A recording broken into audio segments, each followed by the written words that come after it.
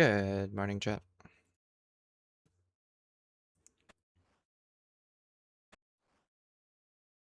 We need to slowly start working back to these storm damage. What?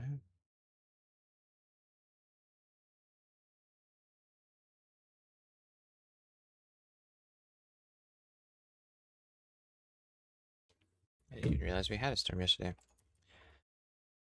You're sticking to the 3214? Oh, that'd be amazing. Getting it within 4 KC of the day.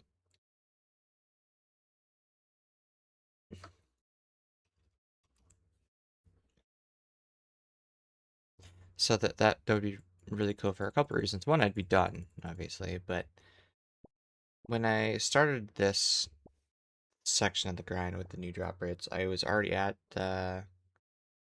342 KC before all the drop rate changes, and your 3214 would be less than 3,000 KC. That's when I started this year. That's about what that was the target I was going for, about 3,000 kill comp. I'm at 2968 right now. That was to get the orbs though. That wasn't. I was expecting to have at least a mace by now. Good morning, Spahana.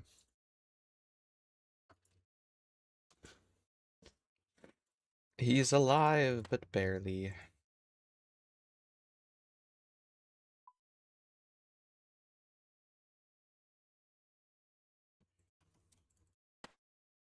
I think I'm getting close to the end of blueprints, and with that will be the motivation to stay up until midnight, because it's one of those tricky games like Stardew Valley where it's just like one more day. It's just one more day. I didn't quite get everything I want done.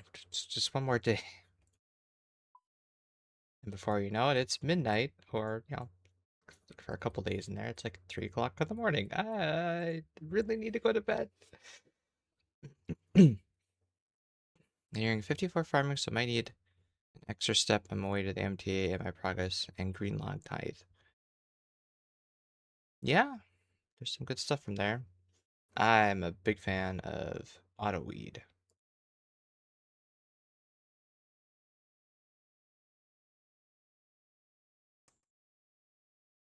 Did the summer sweep up affect mace drop rate at all? They haven't. They didn't mention anything about the mace drop rate, only the orbs. So if that is true, and their long-term plan is to move 2 of the orbs off the table and effectively just let harm take up that, harm is now 2 times more common than the mace. It's just kind of weird.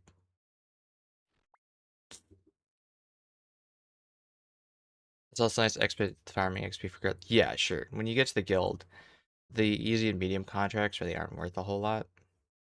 So the sooner you can get to hard contracts and doing these high level stuff, the better. That's when you start getting the really good seeds.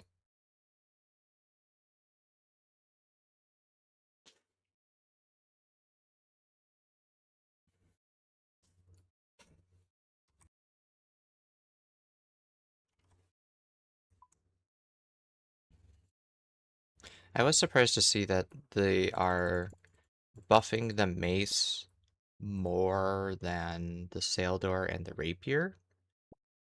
And if memory serves, it's getting 2 or 3 more strength bonus than those other two, which again for me is just kind of weird because I always viewed them as a trinity. They're, crush slash stab of that level 80 tier, 82 tier weapons.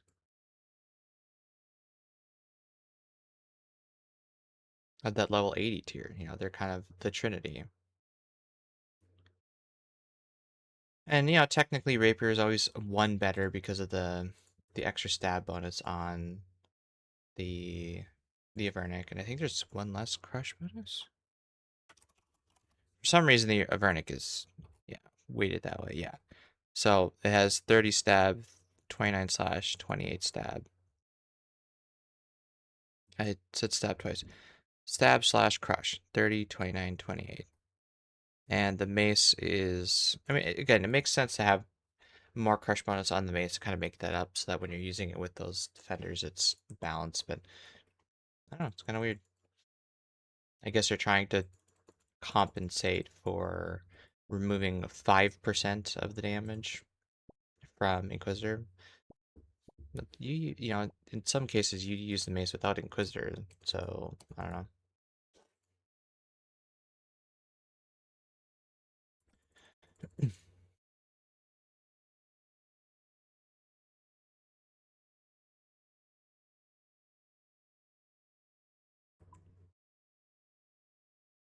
Yeah, I saw off to me that it had the two.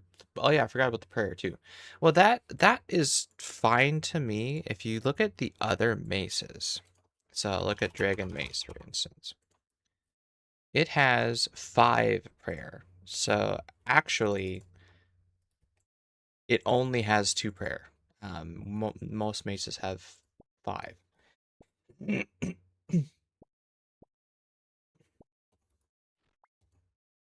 Here's to say Rapier and Sailor had something distinctive about them, though. Is it just stat sticks now? I mean, that's all weapons in general. At least with the Rapier and the Mace, they had special cool animations that only they had, right? Sailor doesn't even get that. Um, I do wonder if maybe the extra damage and stuff from the crystal armor could be applied to the Sailor and not just the Bofa. All crystal weapons would get that, you know?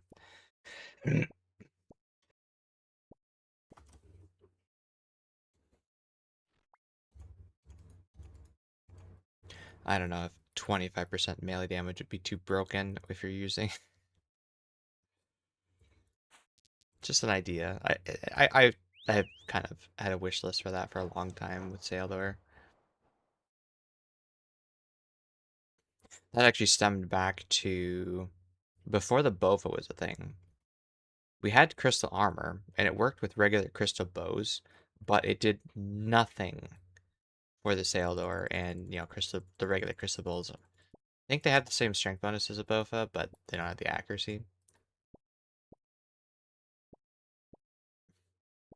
Must have crystal armor to unlock a spec on it. Well, then if you're adding again, I view them as a trinity. So whatever you do to one, you should be doing the others. So we would need a spec for a rapier and a spec for the mace. Now, it's okay to have weapons that don't have specs on them. Really powerful ones. All the Mega Rays are that way.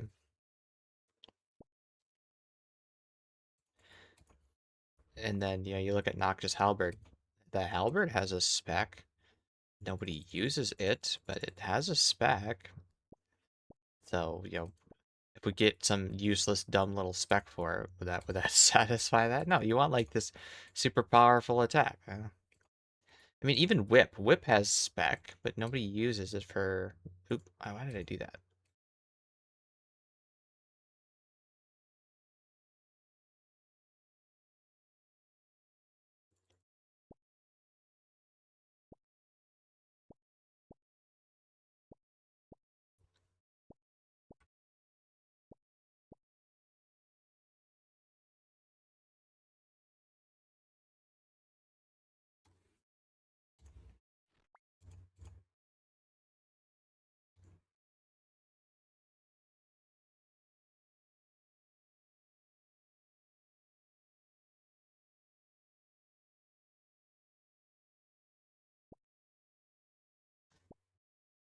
Oh my goodness.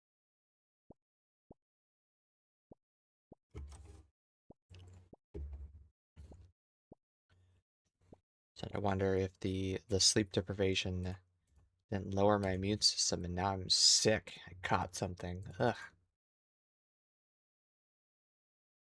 Curse you, blueprints.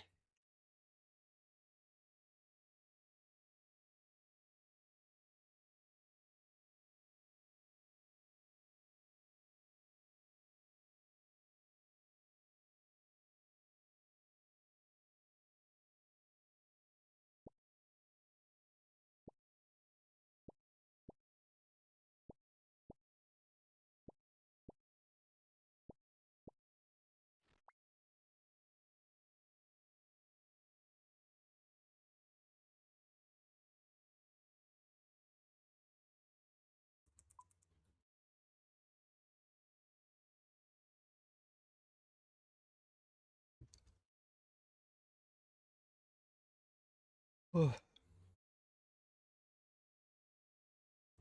this time yesterday there was a update to the log and that stuff. Is there anything new today?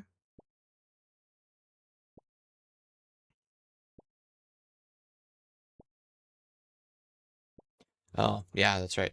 The other big thing that was on there yesterday that was like, "Oh, finally, they're fixing Sorry Brax. For real this time. They're finally actually making it not annoying to use. Like I just chef's kiss. Awesome. No more stupid health training effect. And just out of nowhere, hey, it just gains a strength bonus, so it just has a base max hit before all the scaling too. So they're just giving it a flat buff regardless. It's crazy.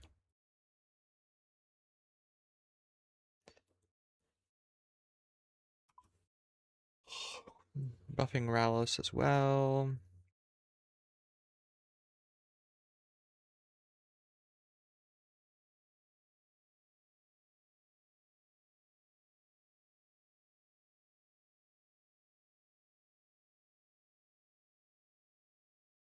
Good.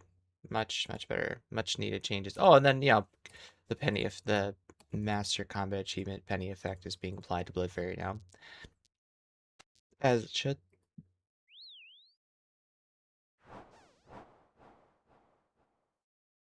When you have to have a whole wiki article differentiating what effects that have charges work with it and not, I think I think you're making a mistake.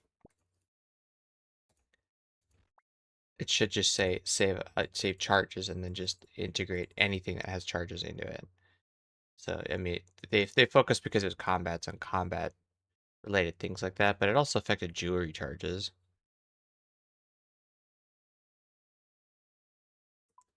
But not all jewelry charges. And that's the problem.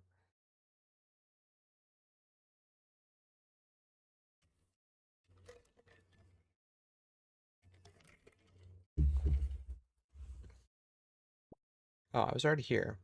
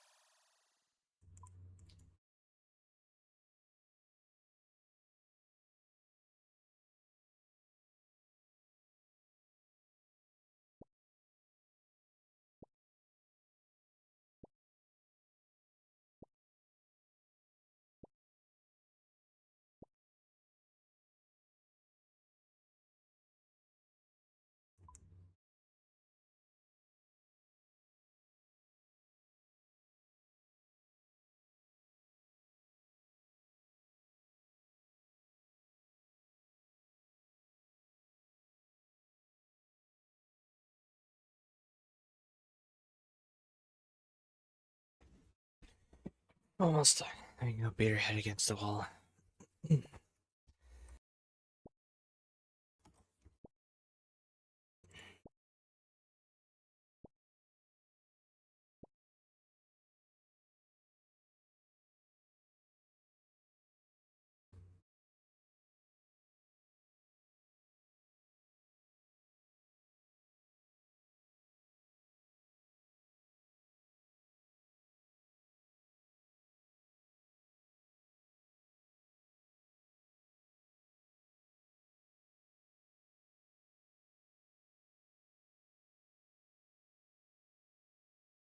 How's the prayer banking going?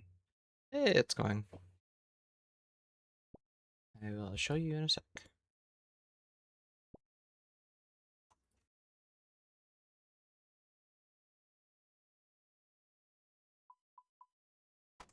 So I've got 773,000. I believe I calculated 5.5 million.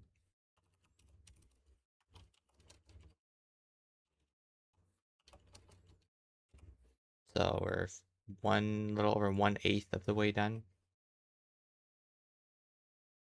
Doesn't feel like I've done 200 hours of it, but maybe. Anyway, we've been doing a lot of other gaming and stuff. Now, what I have been slacking on, unfortunately, is the sailing, and I need to start that again.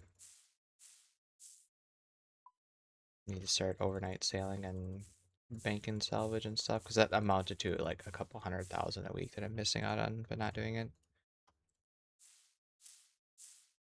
I kind of fell out of fashion with that with leagues because I was in the habit of waking, not forcibly waking myself up, but I would wake up a lot more frequently because, hey, I need to log back in again a 30-minute session in for leagues, and yeah, that I wasn't a fan of that. Sailing though, it's a 30-minute session going to sleep and then logging back in after you wake up to get ready for the day, that sort of thing. So like that's fine. I won't have the bug in my ear at 3 o'clock in the middle of the night. Oh, I should log back in. It's like, nah, you can just leave it. It's fine.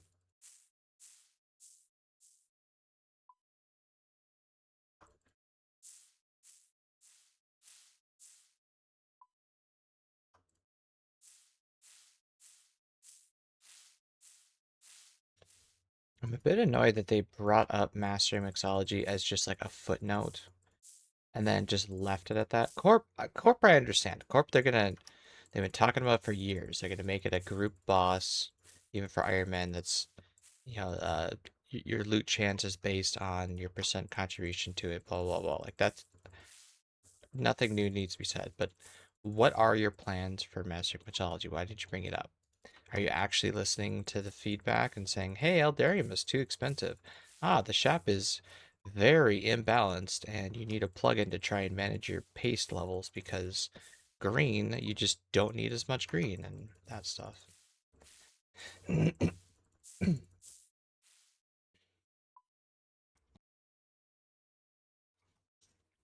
knows? Maybe someone over there watched my video and goes, these are good ideas. Um, Back to the prayer topic though. So I'm burning through crystal shards because I've been camping crystal pick the entire time. But that's okay. This is just a money problem. If it ends up going below like 1,000, I might start buying crystal trees again. It's fine. But we have used up 89 of the 89 tooth halves now. And so we're net positive on loop halves. Only Doom is the thing that will give us any more tooth halves passively. And then from then on, I'll have to do like uh Venny bowing the icings or whatever they are. Sure, that same person would see the gem mini game idea. I'm hoping. I I gotta admit, I've been slacking on that because Blueprints has taken over my life, at least for the time being. We're almost done though.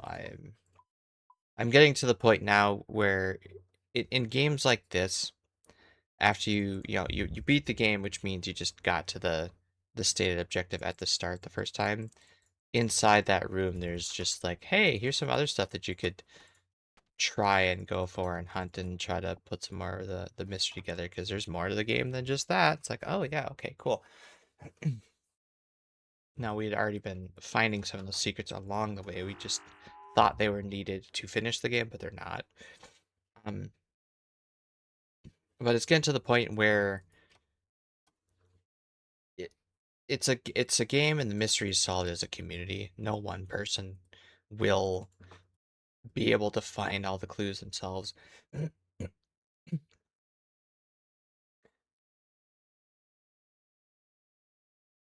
that's where the wiki comes into play. It's like, I am completely stuck on this one. I have no idea. There was one puzzle yesterday I was working through, and it's like I had it 98% of the way there. I was just missing one little thing. I had figured it out, except for that one little thing. I'm still kicking myself over it. So the wiki is I wouldn't say it rivals old school, but it's pretty complete. So it's really good for a wiki.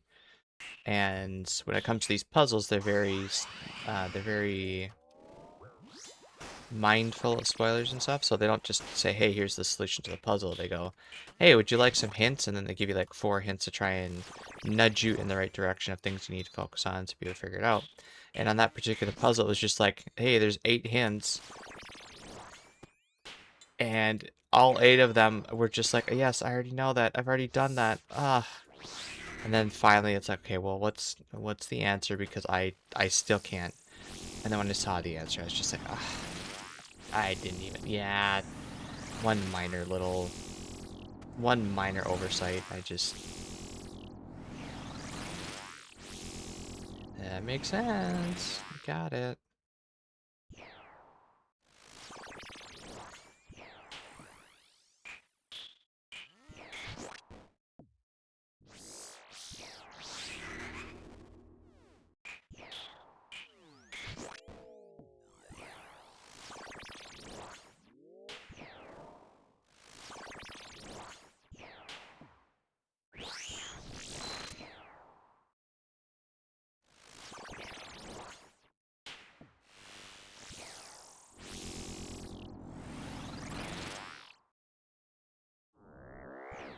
One of my complaints with that is that some of the puzzles are locked in the library, essentially. And you can only... So, I think this game would do well with, hey, you found this bit of information, and now it's just in an, a glossary somewhere that you can look at later.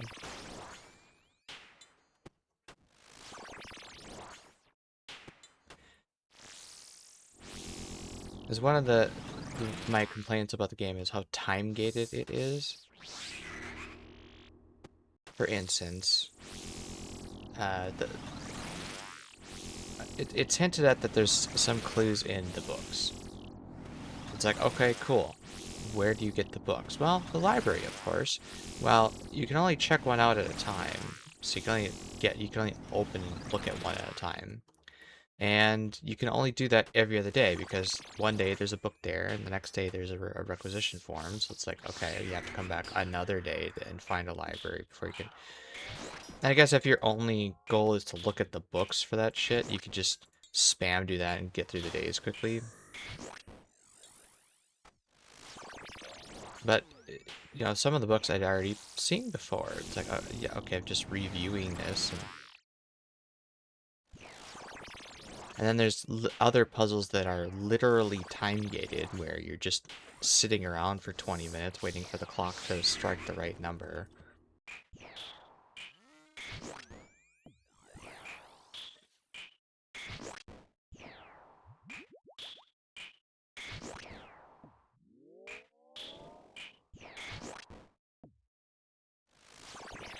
There's one clue that said something about being late, and I hope it doesn't mean literally late, like late in the day clock. And when I get to that stage, I will probably look it up, just because it's like I don't want to do this experiment and try doing it at late in the in-game time, because that again takes 20 plus minutes to get there. And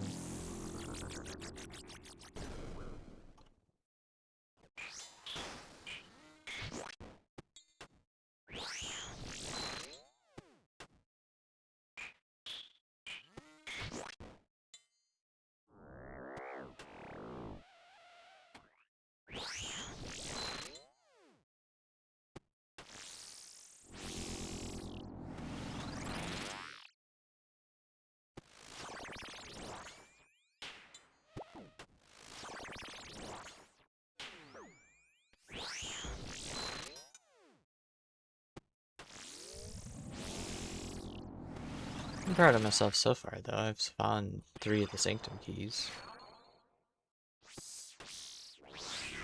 Found 6 of the red envelopes.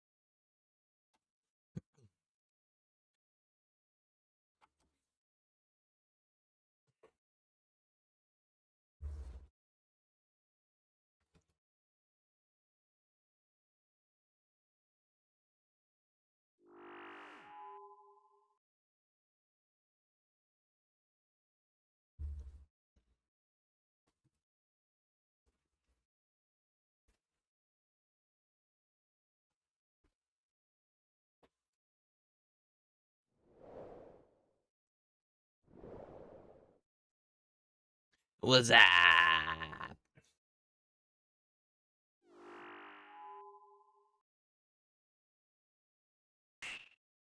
Another 90s kids in here.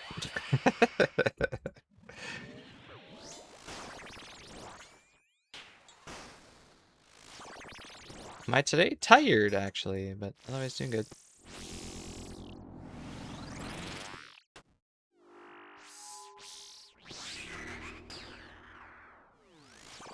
Speaking of was,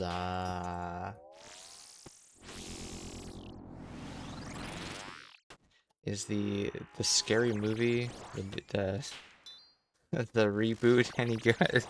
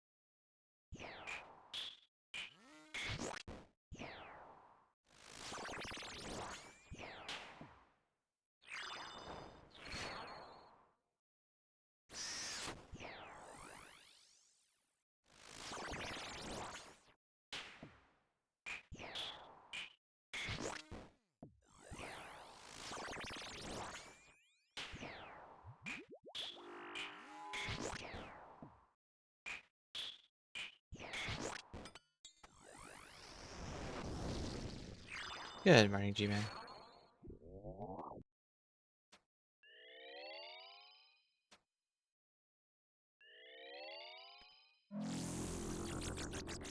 How are you doing today? As I said, I am a bit tired.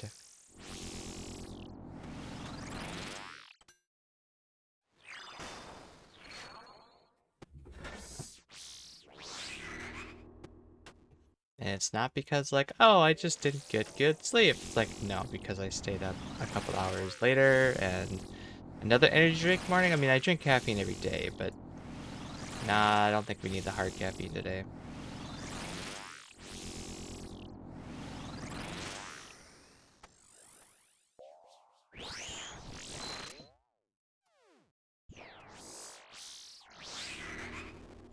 Another Blueprints night then. Yeah, you got it.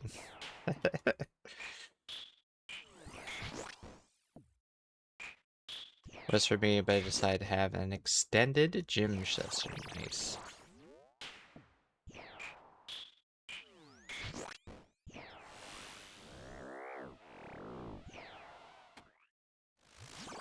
We did a lot yesterday in Blueprints. Got to room 8. Found the trophy room.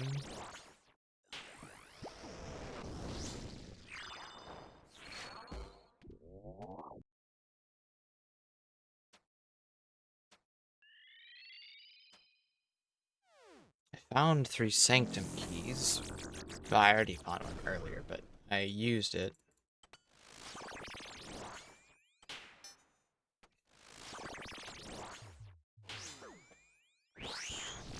That was a humble attack I was not ready for.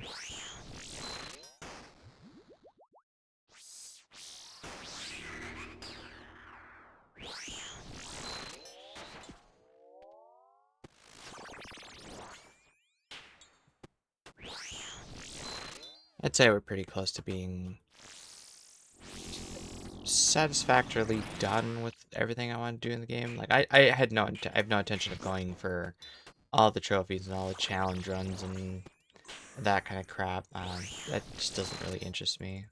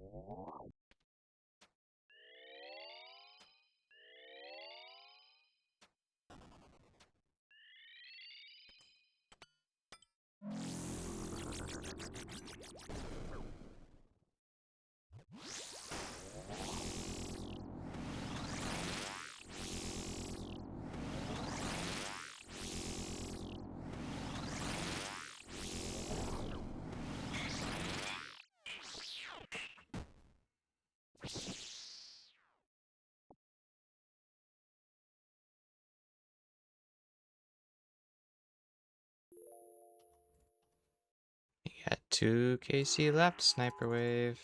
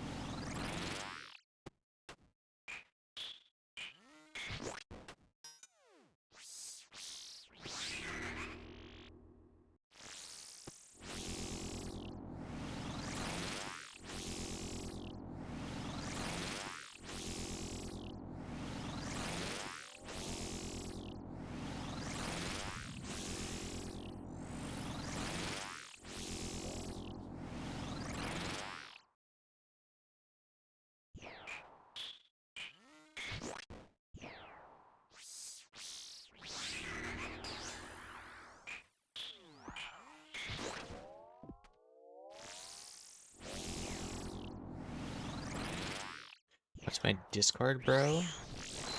I don't have a personal one, but I use the client Discord for Kingdom. You type exclamation Kingdom, I'll give you a link. At least it should. I think it still works. If it doesn't work, let me know.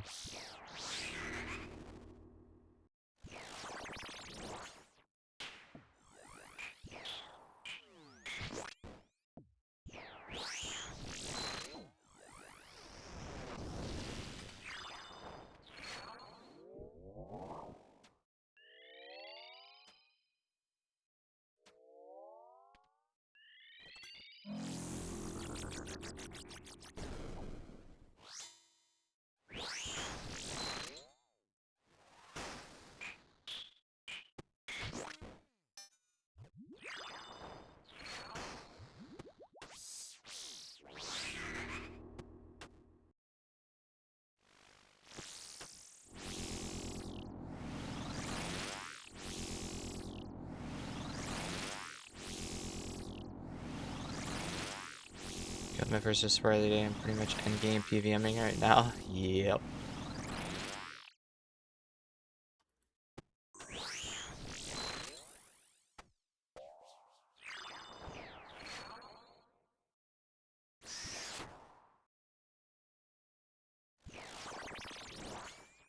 Kingdom, Discord, yeah, that works.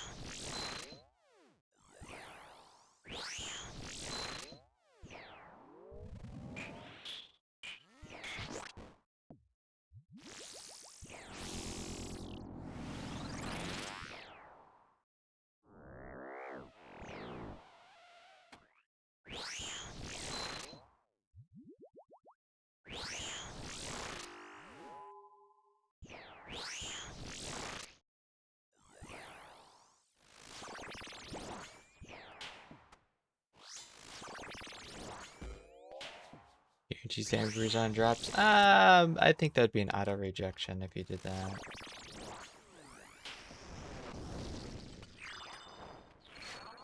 Exactly. Yep, you got it. We don't want that shit here.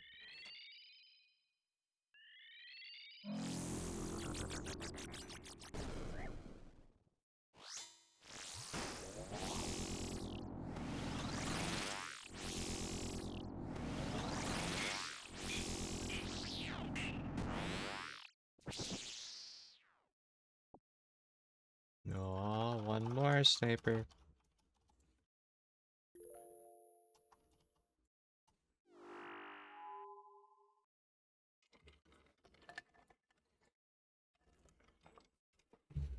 Think about the Brew Emporium stocks.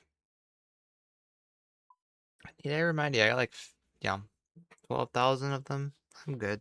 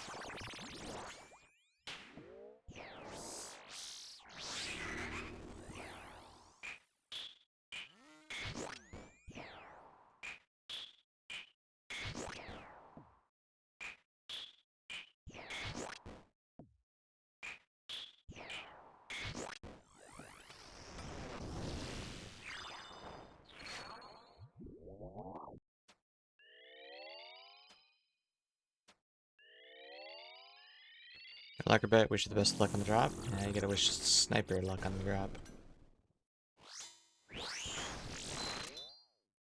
It's his reputation in the line of being a psychic or not.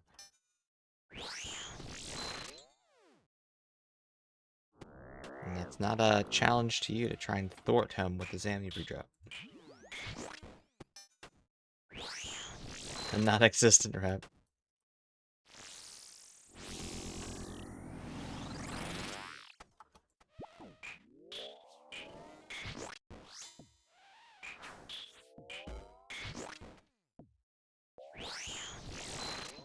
Not luck of getting bruised. That's absolutely not what I'm wishing for.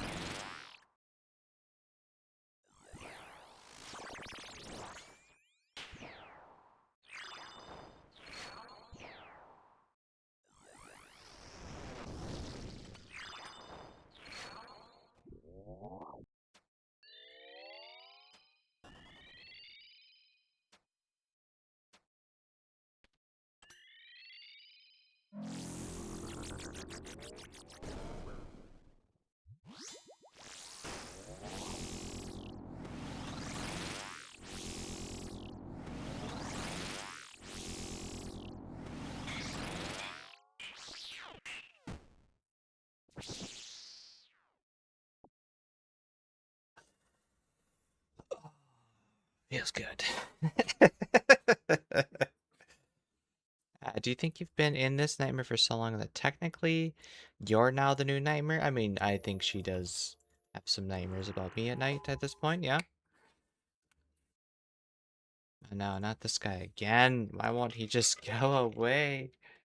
I keep trying to awaken and take over the world or whatever the lore behind Nightmare is.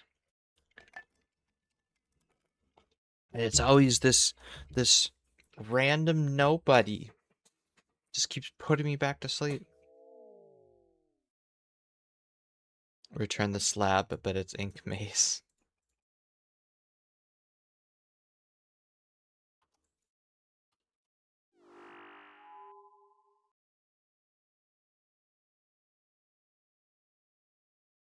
That is so scary.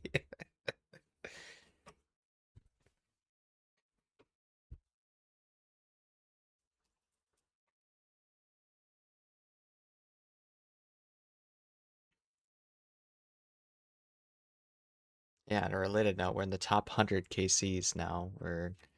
Since I last logged out, apparently we're rank 87 now. Okay, for real though, good luck. Thank you.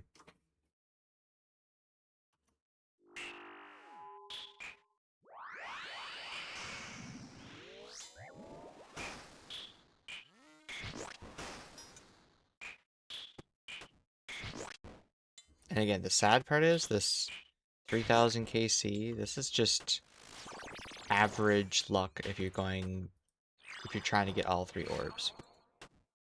And I'm 87 now, so that means that only about 100 people have gone for the 3 orbs, I guess. Maybe 200 again if you're figuring half before, half after.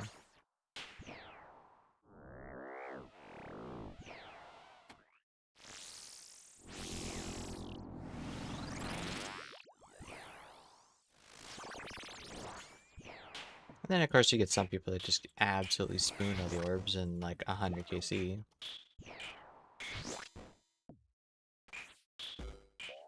And then theoretically, the mace doesn't take as long.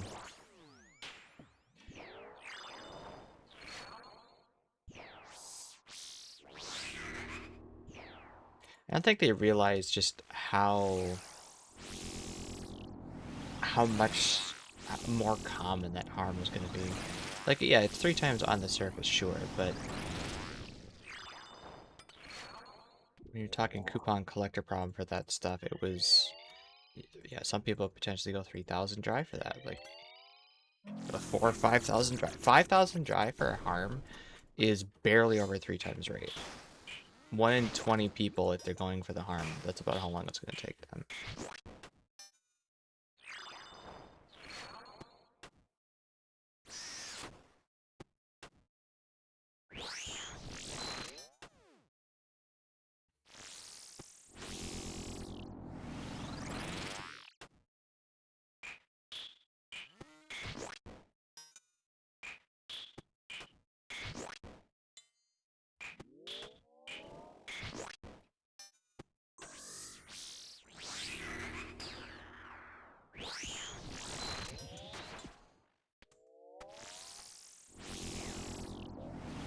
It's scary.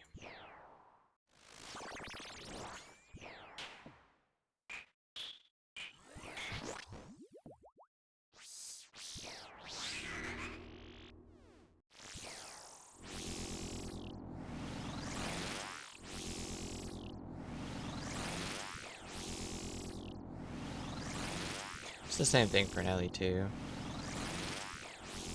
Mr. Iron Equity, Jack, he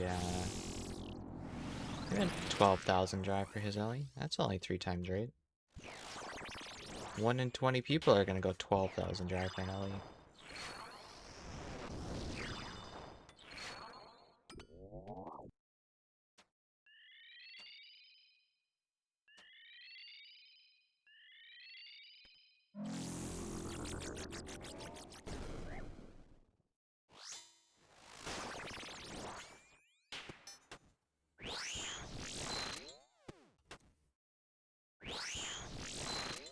I was on the unlucky side for that, but I was only like 6,000.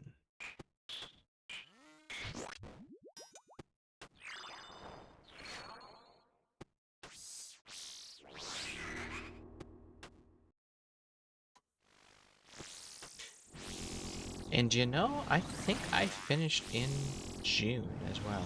You know, I'm gonna go back and look at my tweets. Rather than Tebow can imagine going. Yeah. So Tebow is, I think, 30 million points to hit the drop rate. If I remember, it's 10 mil for any mega or any one of the 3 mega rares. So Tebow would be 30 mil. 120 mil worth of points there.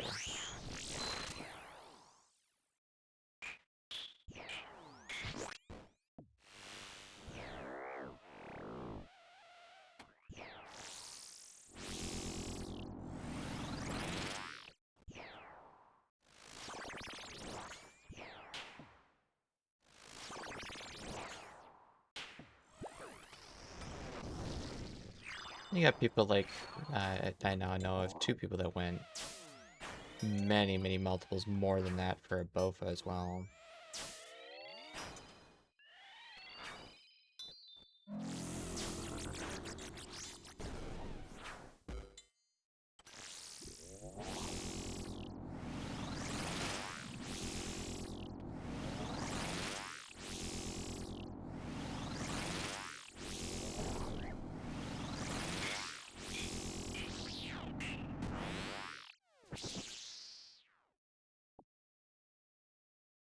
Scared for the incoming Bofagram, but it's a good beta wave still.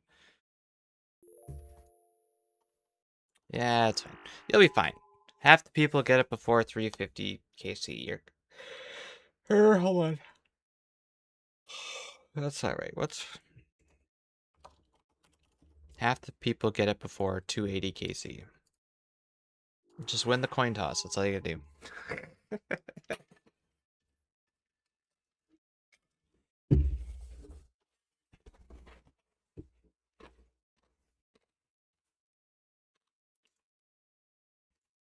That's my only copium right now, I guess.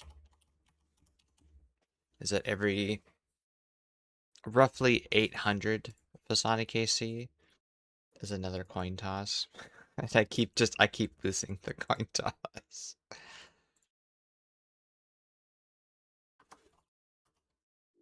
Statistics is fun that way. You can motivate yourself or make yourself go completely mad.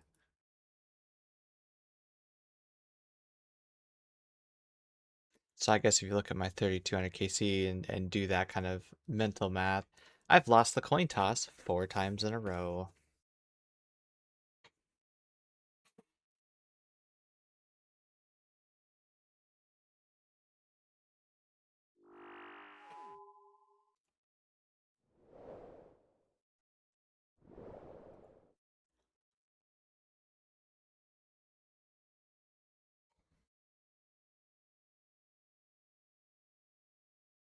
It's actually about right, because 3 times rate's 1 in 20. 4 coin tosses in a row is 1 in 16. It's probably pretty close.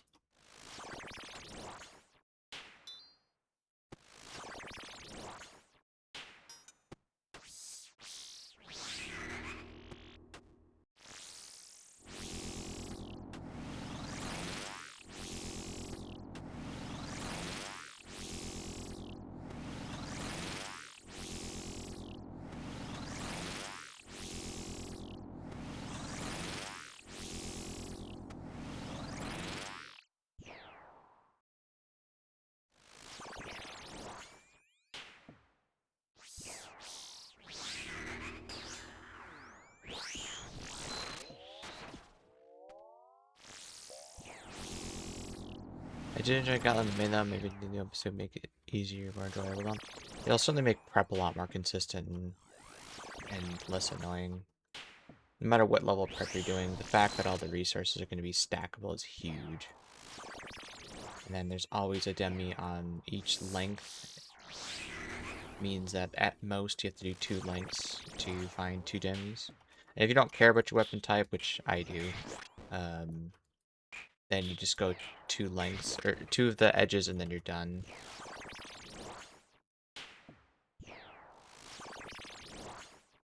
Personally, I like always looking for a bow and a staff just to make it as brain dead as possible.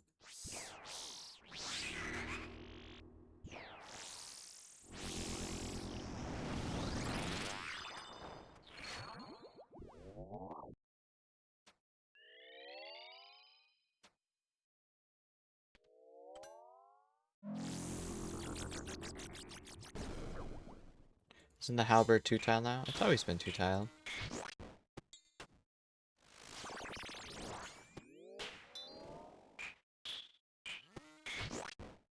Halberds have always been an extra tile away.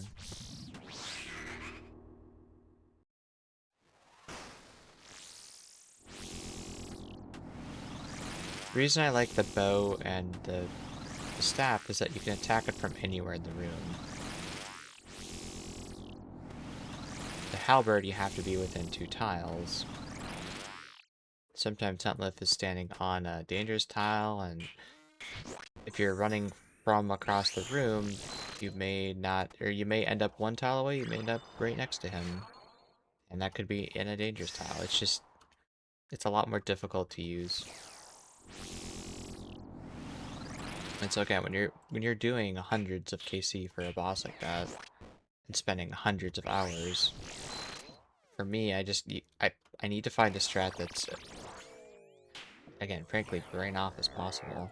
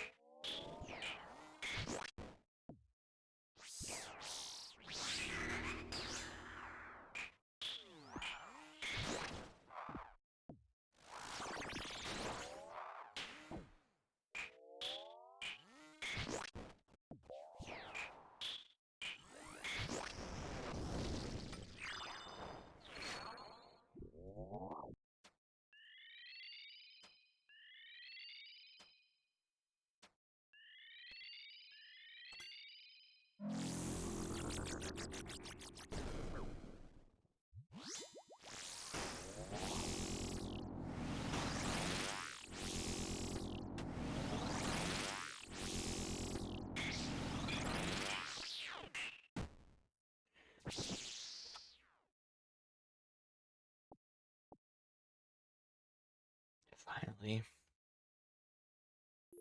It's been several days since we've seen an elite clue from her. We bought elite clues from Miner. Alright, so that makes number 3.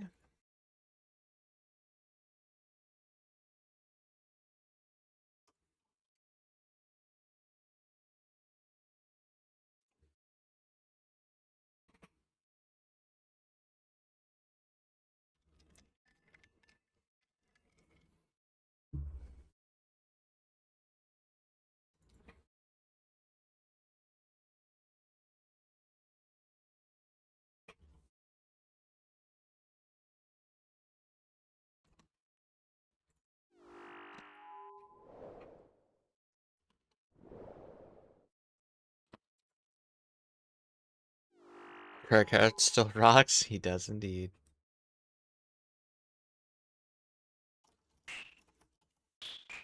Didn't get to play Frosthaven yesterday, not gonna get to play today. Tomorrow, though. Probably Friday, too. I've been really enjoying my Crashing Tide.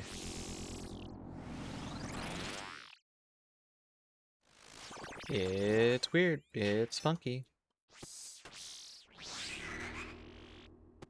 It has a very similar feel to the Sunkeeper, though, which I've been enjoying, because I really like Sunkeeper. It's my favorite class. Especially at low level with an enhanced defensive stance. It's just like, oh yeah, I just have 2 shield at all times. Which has been an interesting thing with the Crashing Tides, because, I'll long rest. And when I long rest, I have an extra shield while long resting too, so...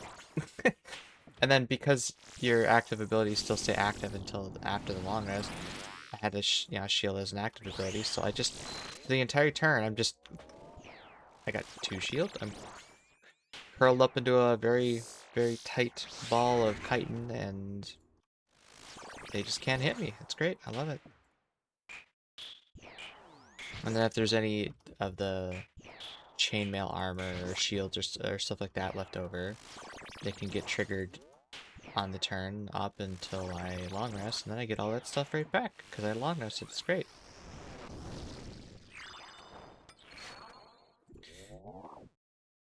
And then Pat's class is primarily a support and healer class, so it's been working really well, actually. It's also weird because both of these classes, like you mentioned Craighart, both of these classes create different terrains. So I create difficult terrain in the form of water tiles. Oops. And he creates AC terrain in the form of hazardous terrain. And then he can push and pull people through it and push and pull people through the traps on the field and stuff. So it's been really, really fun with that. And he also has a lot of abilities that allow me to move, make me move faster. Or further, I guess, not faster. Farther? Farther.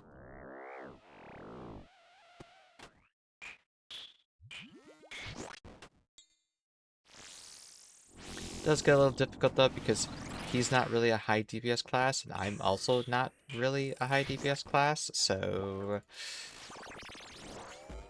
it's kind of a... So far it's been like a lot of turtle fights where we're just slowly shambling on to the end, and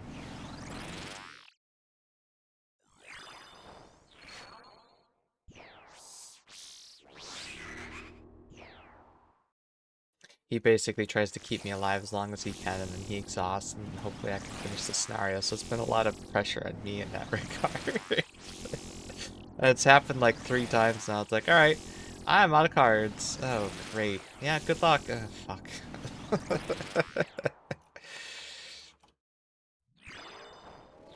I can't wait to play this class in a 4-player campaign though.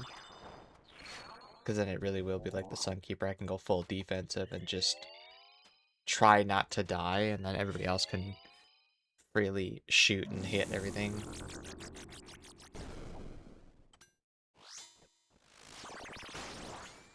Two-player, unfortunately, a lot of these classes seem to be...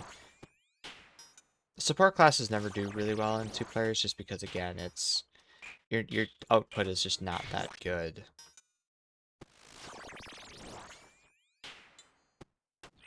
Soothsayer in two-player campaign, for instance, would be a classic example of that, where it just does not have very good attacks. Has a good modifier deck, so if you go into like base attacks, base attack build, you can make it a DPS build, but it's really not meant for that.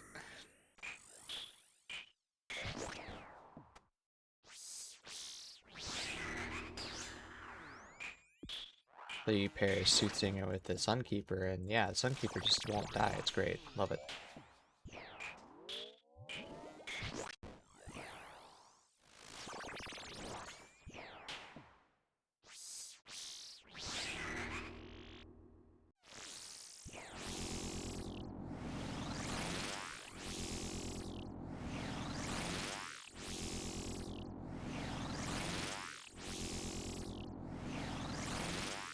There was this the last scenario that we did.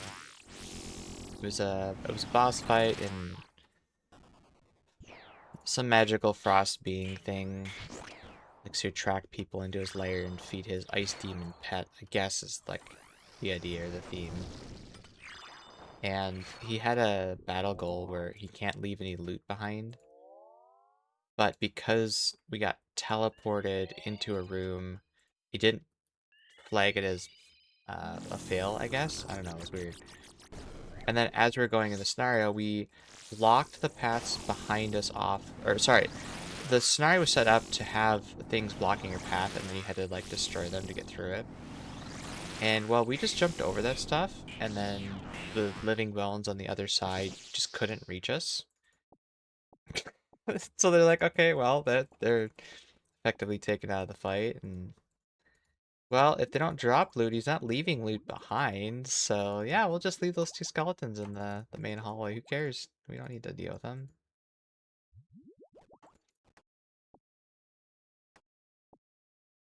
And the boss fight itself is pretty fun and interesting. He ended up exhausting again at the end. Like I said, that's seems to be a trend with this one. Keep me alive and then die.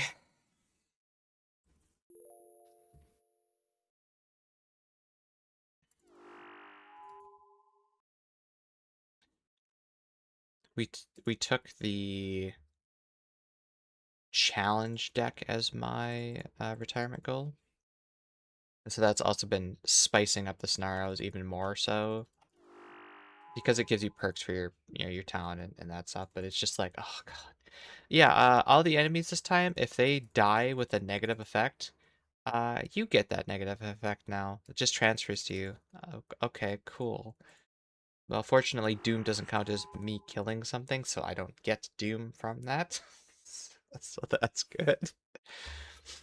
But yeah, if you apply poison or wound or something like that, when that thing's up, it's like, alright, well, I guess I'm getting that now. And immobilize and whatever.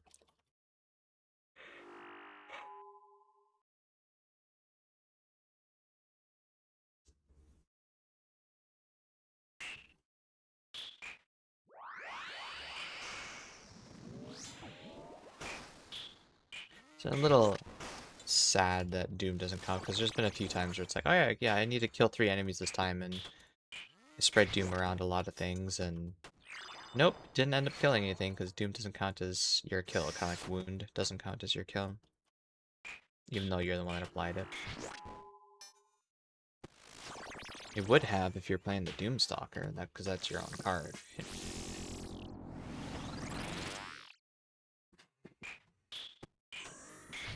Or not Doom, sorry, Bane. Bane, they're called. Bane of Doom.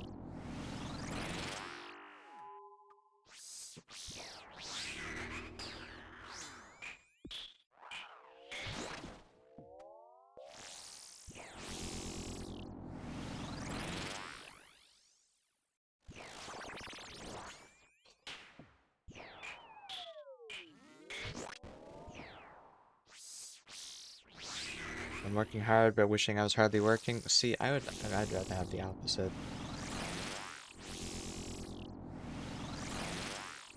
I'm staying up too late playing Blueprints, and so in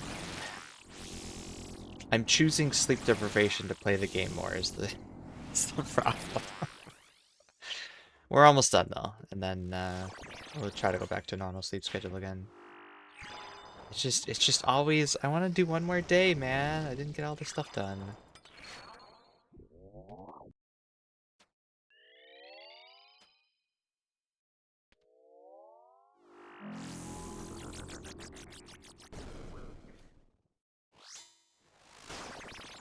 That's how they get you.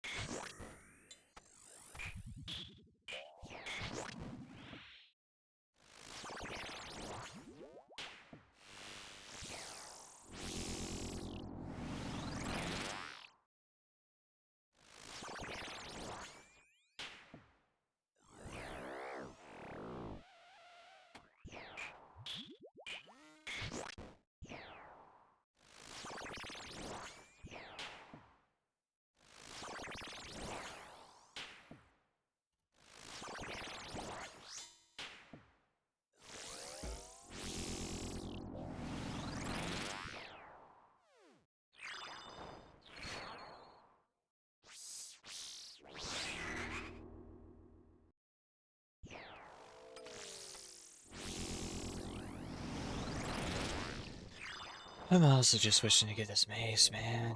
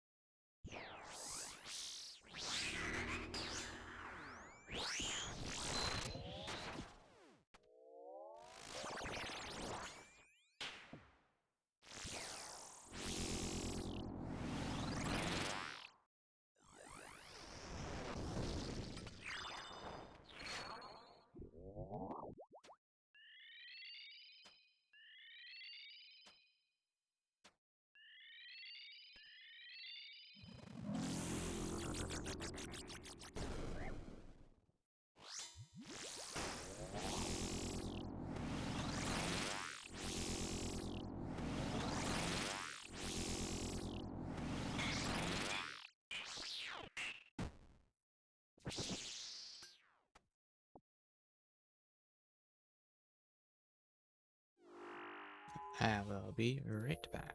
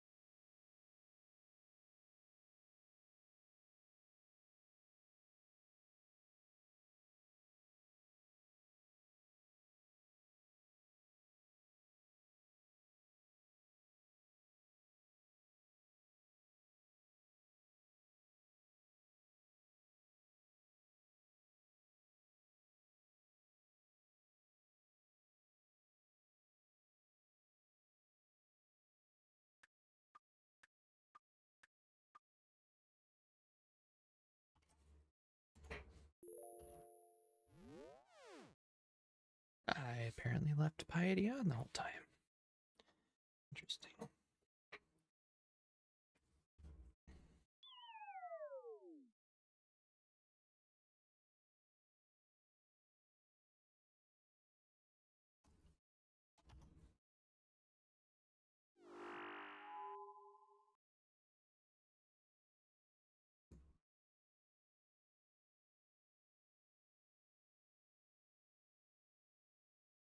Yeah, Fasani, I'd also like a jar at some point. We're well over the 50% rate for that. I think I've earned at least a jar now.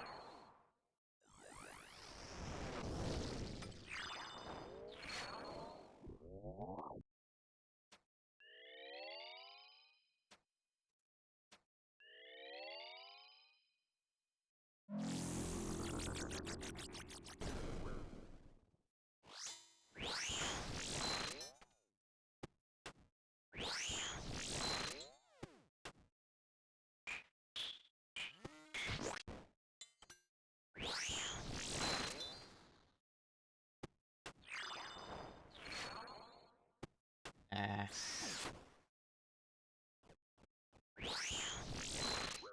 That was a humble melee. That should have killed me.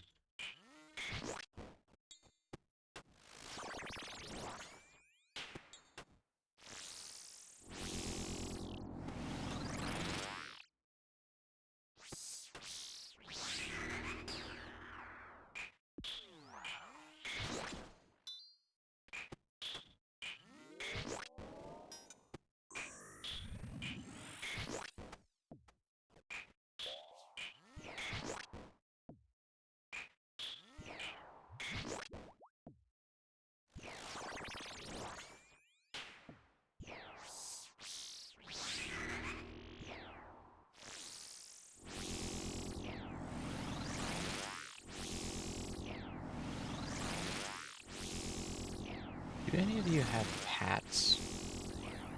I have never had a cat that was this fascinated and like okay and comfortable with water. Most cats are just like, no, I don't want that, and then run away from it anytime. And what's weird is that he's also a long-haired cat, and so anytime he does get wet, it's like sopping wet, just like, weird. I don't know.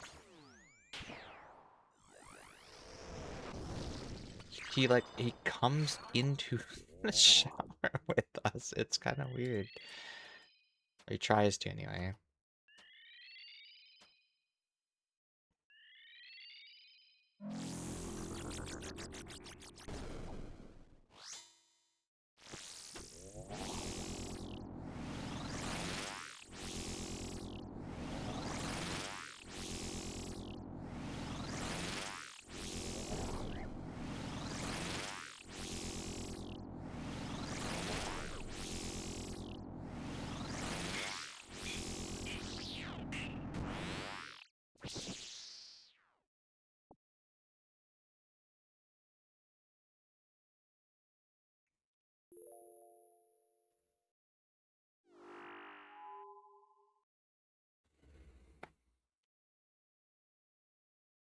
Meanwhile, his sister is just screaming for dear life if she has a bath, and he's just like okay with this, whatever. I don't get it.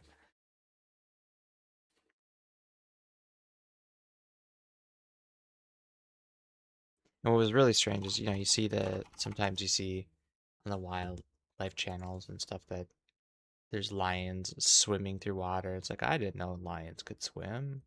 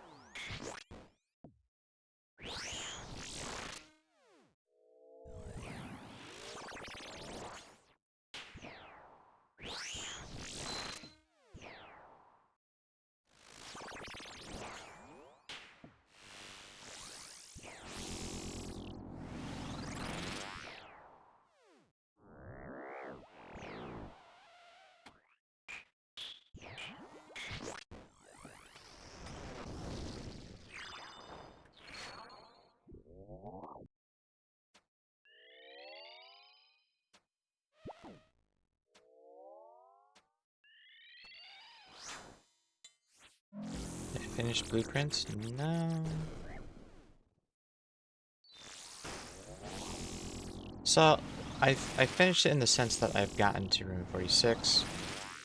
I've seen the credits roll. Like, the primary objective when you set out to do the game is open up room 46. I've done that, yes.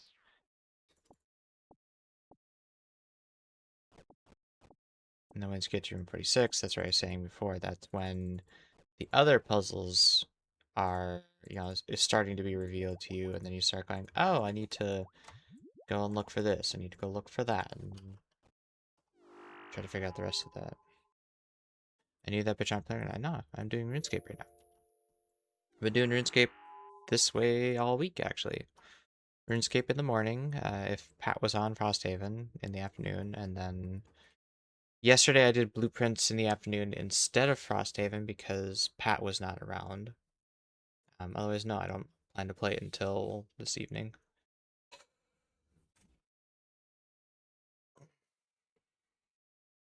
But I gotta keep making progress towards this mace because, blueprints will be gone in my brain a week from now. This won't be, and I gotta stay on top of my 30 KC per day. While I wasn't around, yeah. So you're saying I should play it now and do outside stuff later? If it's cool outside, I would say maybe do that now and then play in the afternoon. Otherwise, you're not going to be able to do it later because it's going to be super fucking hot. And then you're going to be like, it's too hot to do outside stuff. But I can't play when you're playing. I'm not going to play until this evening. I will not be playing this afternoon. So if you do some outside stuff until lunch, eat lunch, and then play in the afternoon, I will not be playing. So I'll be doing this until 2 o'clock. And then I got that phone call and make a few other phone calls this afternoon.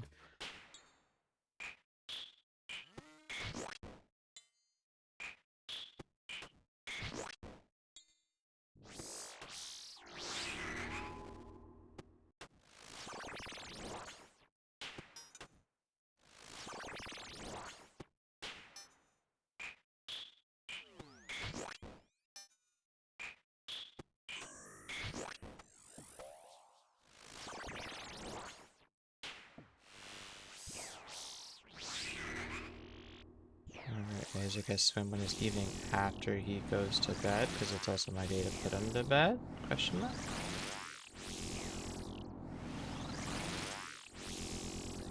Or after swim lessons? I don't know. Yes, I remember today's Wednesday.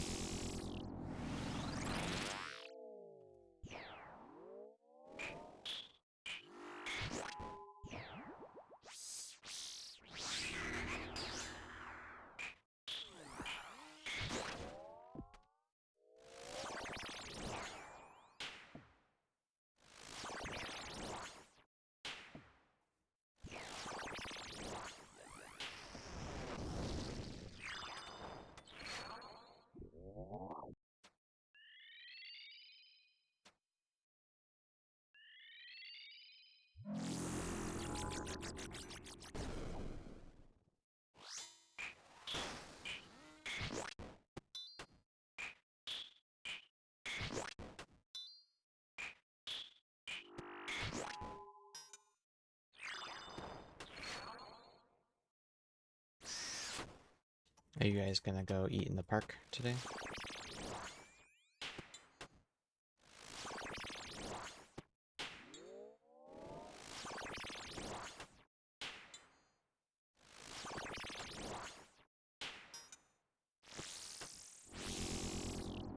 You could, I suppose. You don't have to, it's just...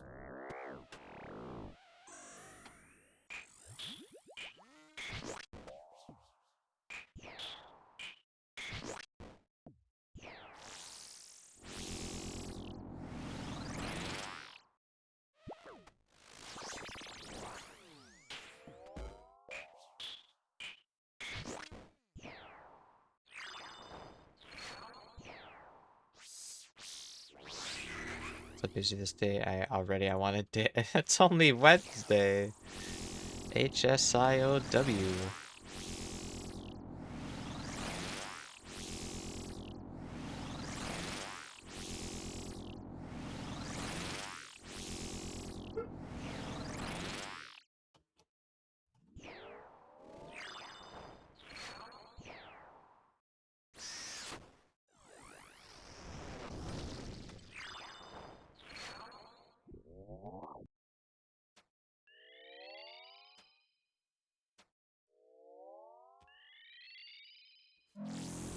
Yep, meds are working better. More focused.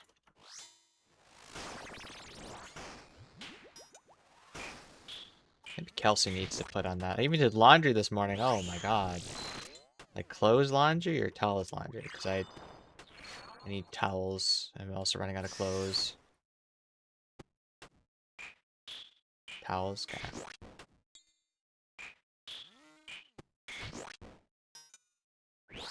So the drawback to that bigger hamper is that when it's full, I am completely out of clothes.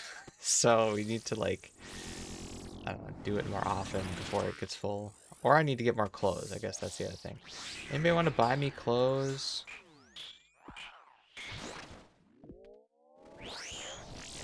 I was a hot 20-something girl. Everybody would be like, yes, let me send you stuff.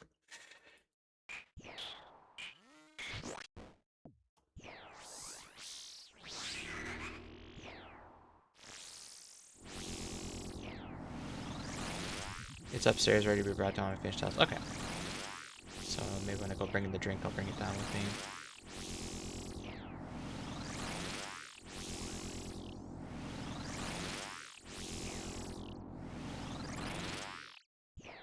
I can do it.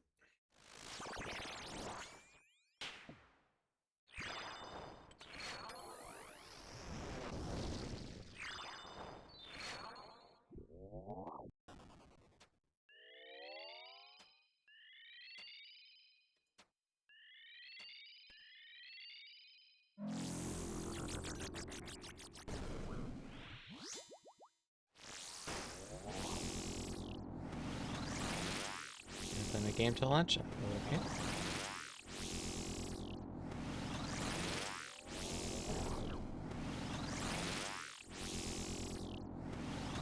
Yeah, see, my message us this morning and said, hey, do you get any storm damage? Just like, there was a storm? News to be.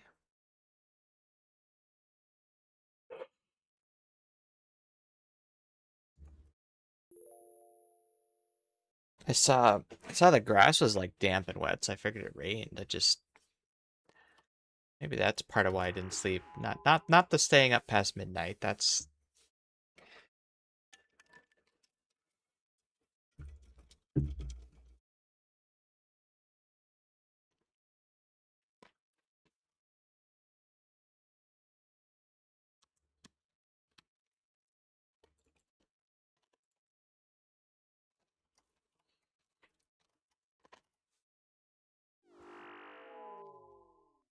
it's clearly not the bad sleep schedule. Come on.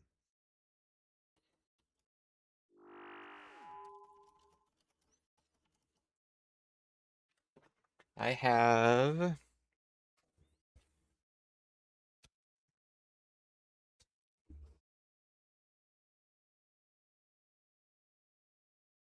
like 4 things I want to do in blueprints yet, at least that I know of, before I start resorting to wicking the rest of the stuff because the clues are too obscure and I don't want to spend thousands of hours trying to decipher them. There was a bright flash of light last night, but I didn't hear anything explosion. I was downstairs, wife was upstairs, we both saw it. It's aliens.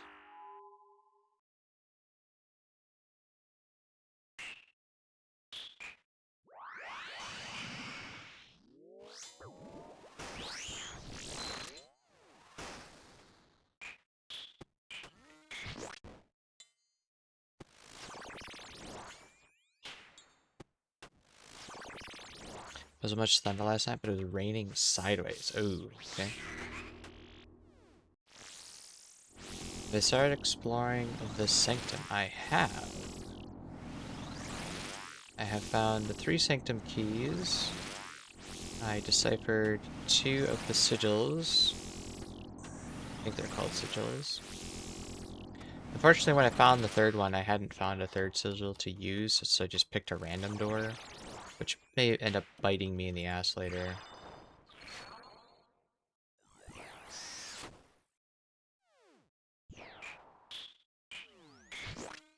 That's alright, we got 5 more to go.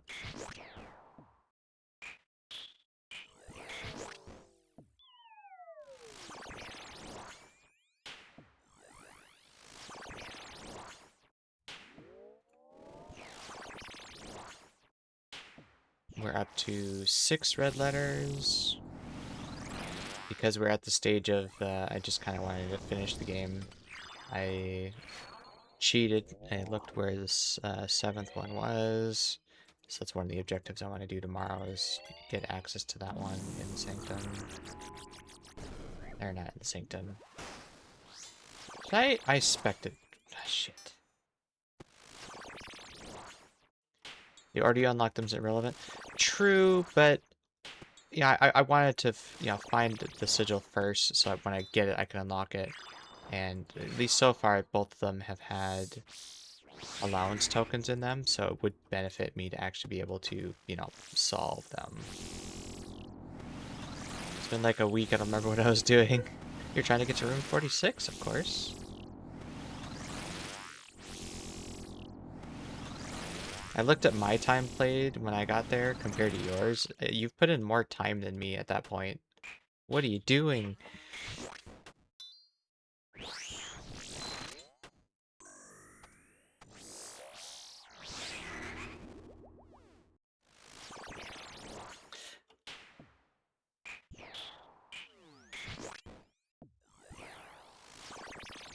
I started over because I tried to stream when I first came out. Ah. Okay.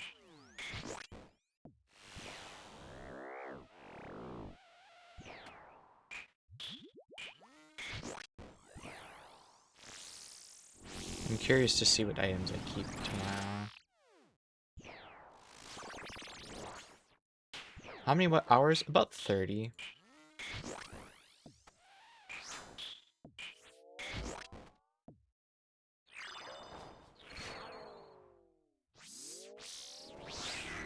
My wife had clued me into some of the more subtle puzzles, and then I started focusing on those, but then yeah, after getting to 46, I was like, oh, so all those subtle puzzles, they're actually just the post-end game that I was focused on. It's not even...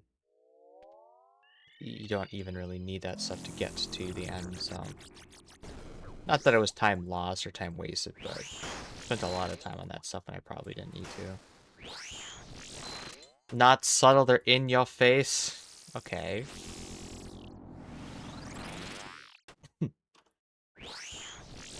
I still need to get to the drafting room a few more times to finish adding the rest of the rooms to my pool, because there's a few that I haven't seen yet. I'm still trying to find some of the levers and the backup levers.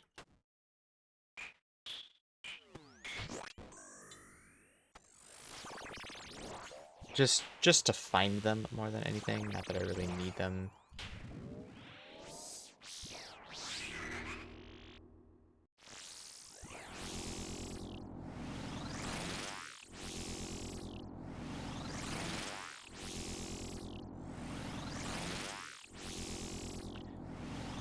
What about you, Jess? How far into that game did that, or how far into that game have you gotten?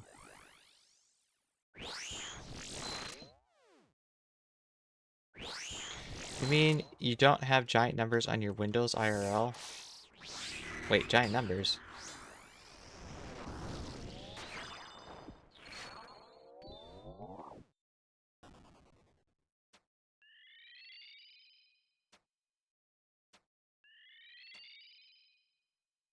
Yeah, it was a good, so far it's been a good 30 hours, and I've gotten a lot of calcite mining done in RuneScape in the meantime, which is, the whole point of spending a bunch of AFK time like that. It gives me a chance to play some of these really cool games.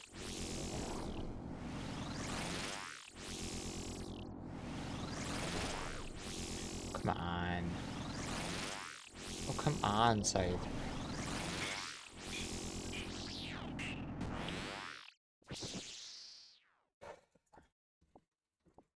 Look around the rooms and go, hey, there's big windows with numbers on them. There must be a puzzle.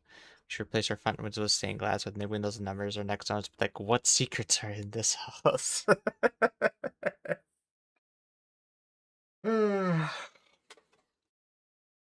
You're at 6 sanctum keys right now. Okay.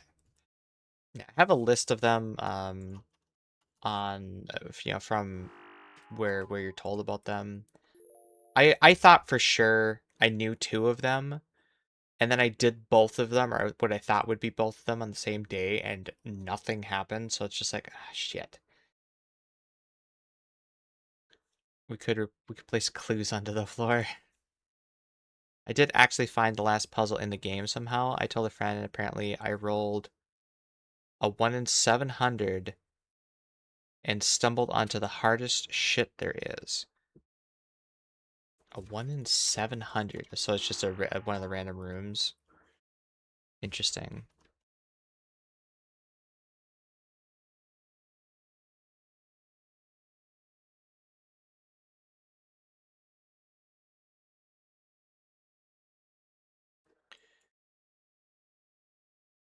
It's not. You're not talking about room 8, are you? You're talking that there's something else. There is a green room I haven't seen yet. So is it the green room I haven't seen yet? Is it room 8? What do we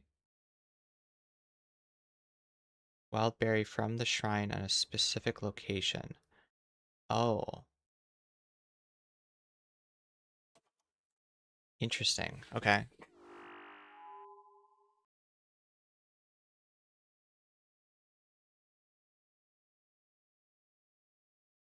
Wild berry from the shrine. Speaking of shrine, I unlocked something in the shrine. I should go back to do that. And see what that chest is. There's some I put some like cursed chest in the shrine. I don't know what's in it. Let's see what that is. And I've also been kind of like not bothering with the shrine because it's just like I need my gold for stuff.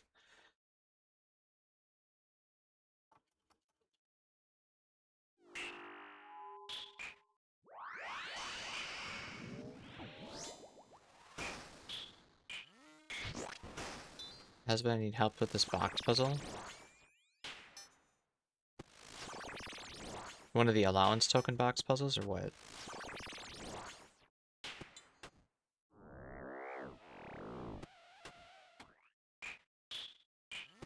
Chastises me for not doing word association puzzles. But when it comes to puzzles like that, where I'm like, that's my wheelhouse, I'm good at that shit. Now she's like, come help me, come help me. And you have to get exactly one possible room in one possible location to find the unlock I found. Apparently there's a real way you're supposed to unlock it, and the way I did it was just insane RNG. That's funny. Out of curiosity, where's your foundation? I didn't know that the foundation was in a different spot for everybody. And Sean's was like in row 2 or something, just stupid worthless. And Pat's on the other hand was my buddy Pat was rank 8 right next to the antechamber. So it's like, wow, that's insanely useful actually. Mine's somewhere in the middle. I think it's rank 5 or rank 6 or something like that. But it's good because I can corner myself in the south side and then go through the back door and then continue onwards. So I actually get like two chances to start technically. B5. Yeah, I think that's where mine is too. Oh, there we go.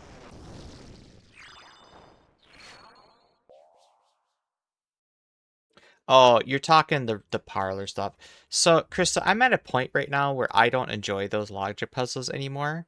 So I just went to the wiki and just plugged them in because I got tired of trying to decipher this shit, especially after I turned mine into a funeral parlor. If I guess wrong, I lose 30 footprints, and I 100% regret upgrading it into the funeral parlor. I wish I could undo that. I should have just taken the get 2 wind-up keys and just 2 out of 3 it every time and just not bother, but I did not. You did the 3 plus? Okay.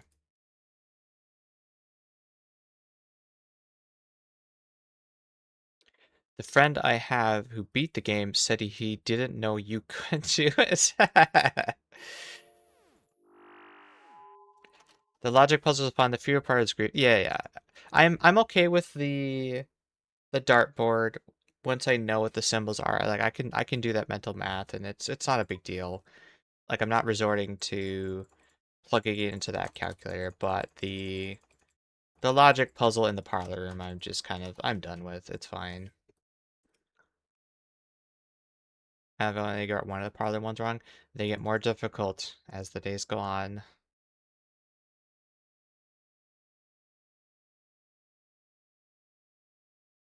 But this one, they could all be true. Well, they can't be all true.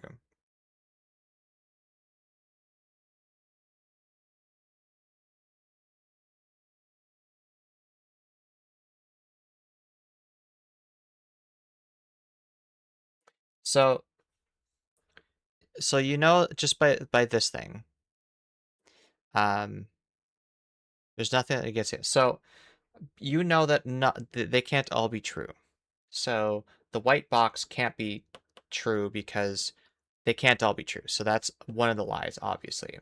And since that is not true, then you know that the black box is also lying because you know the white box isn't true because it can't be true because that would make all of them true. So both the white box and the black box are lying. Therefore, the only one telling the truth is the blue box. Does that make sense?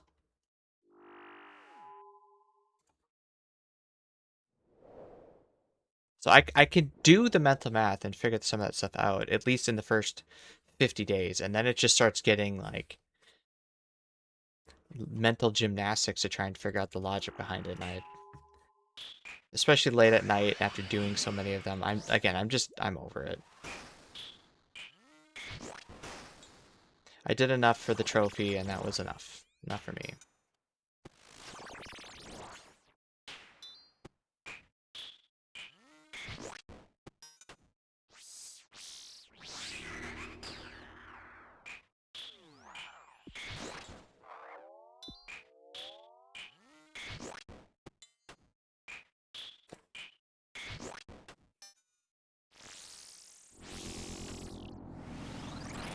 I think I'm in like day 35-ish.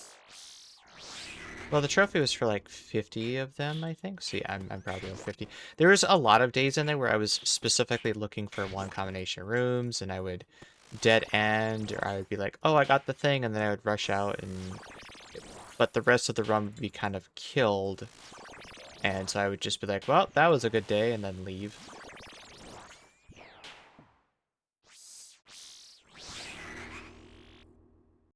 Don't know if the mailroom packages always has the same numbers and info on it. I haven't looked that close, which tells me it probably isn't relevant, maybe? I am, actually that's a good suggestion. I am looking for more of the country family symbol things. I bet that there's some in that room. I should look at that. Take notes on everything, okay?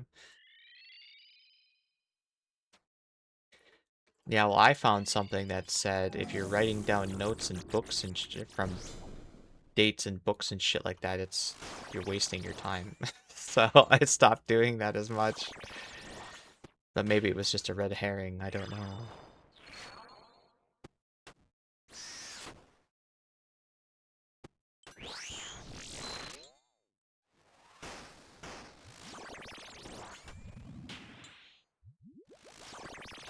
You never know.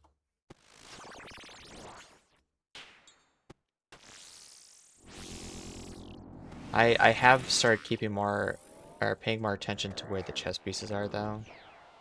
Because I know what they're for now, and so it's like, okay, I need to know what rooms have which ones. It's actually relevant. My Google Doc has 200 pages of screenshots. I have a folder on a flash drive that's getting close, yeah. Oops. I started putting them in MS Paints type things. Stuff that's, you know, similar to each other, relevant to each other, are combined together, and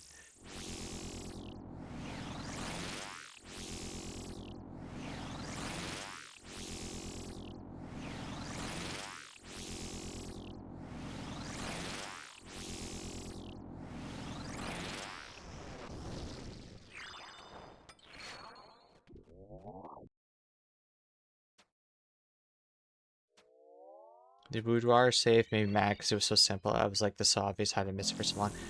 Yeah, that's basically all the safes are that way.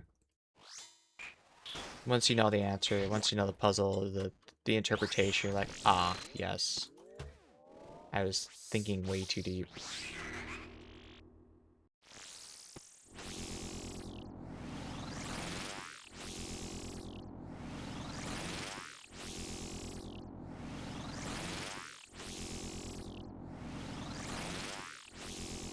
I forget, Krista, how many safes, how many safes have you done?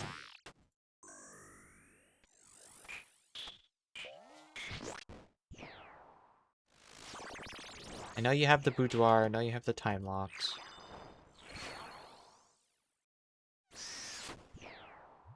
The drawing room. Must be just the drawing room then, okay. Have you found other safes and just haven't been able to crack them yet, or? Yeah?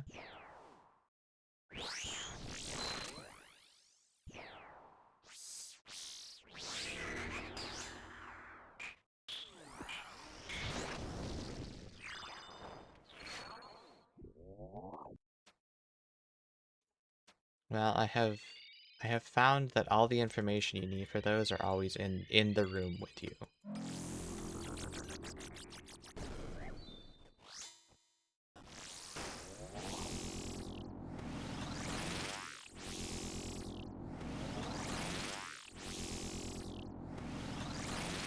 I get this playthrough and last playthrough mixed up sometimes.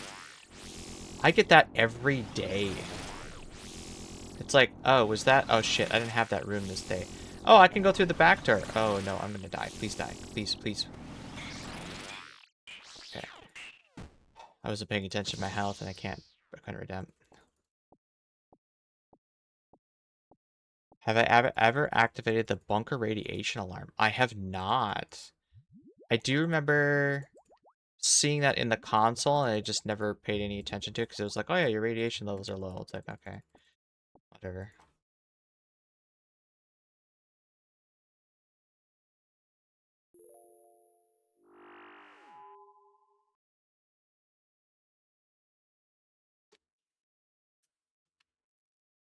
There was something about the furnace being too close to the freezer.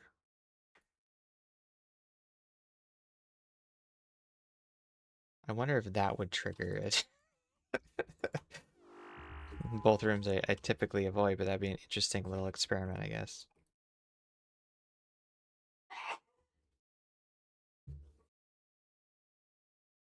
I always have the worst luck with closets. Yeah, closets are just a dead end.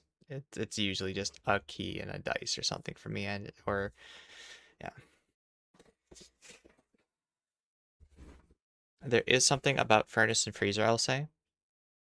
When you, yeah, if they're within a couple of ranks of each other, they have an issue or something. It's very rare for me to have both a freezer and a furnace in the same run, though. Obviously, furnace I'm avoiding for red rooms, and freezer I always seem to find really early. So it's like I don't want to lock in my shit right now. Furnace next to freezer will do stuff, but not radiation. Okay.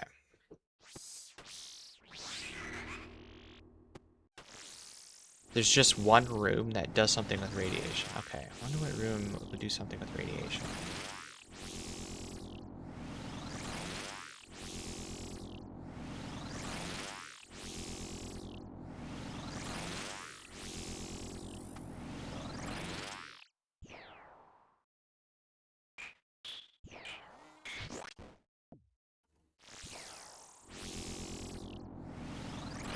it's generating a lot of stuff would be like the boiler room, maybe? I always wondered what is powering the boiler room.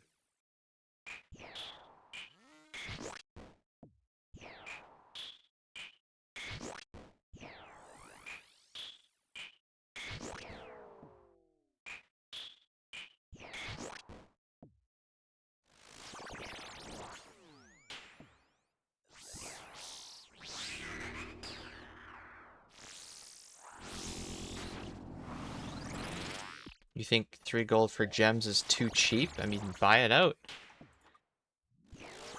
When you figure it out, you'd be like, oh, yeah, that's so obvious. Okay.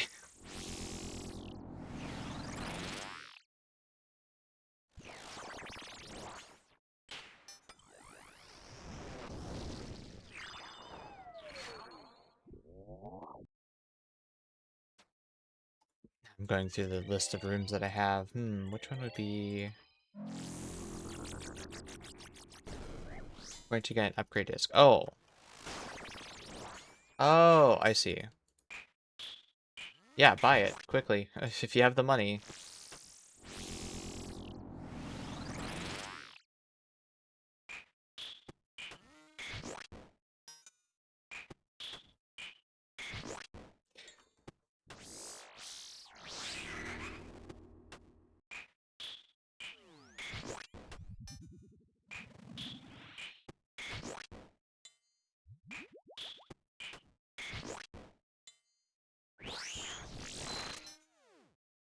I think it's bad because it didn't point at keys when I hover over keys or the shovel.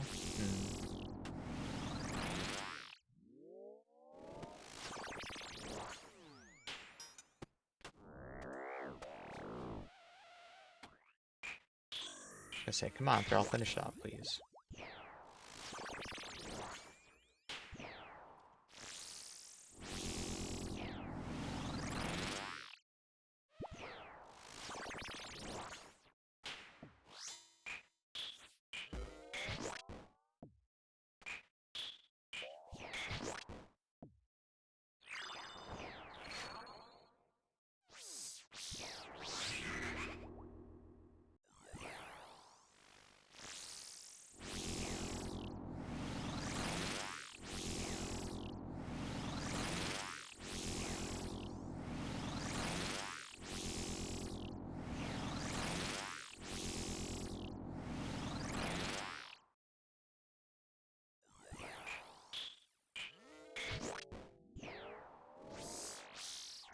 It's the only one that would be obvious to me.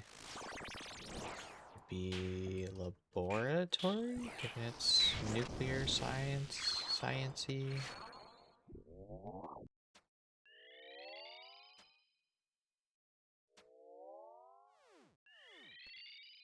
I haven't dug too deep into the lab other than the experiment.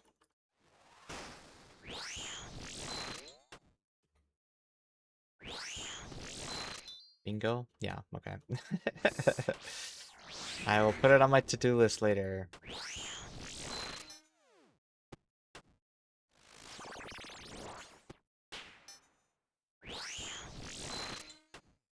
Did I figure out the candles? I have lit 3 sets of 2 candles now. Open up the doors and stuff.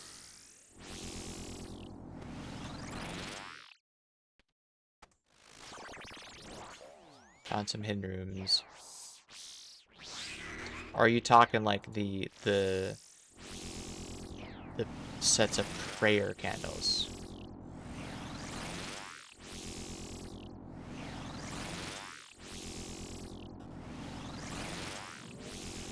Prayer candles. No, I have not figured that out yet.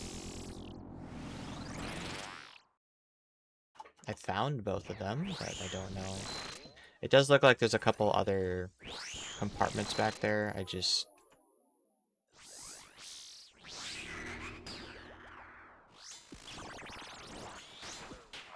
Why would I do that?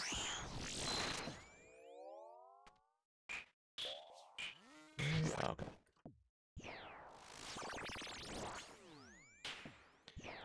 The ruby ones, I think they're called.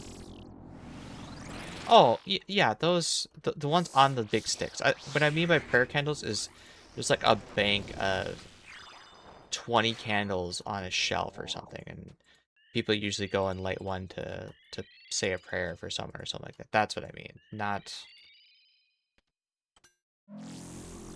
the lightable ones.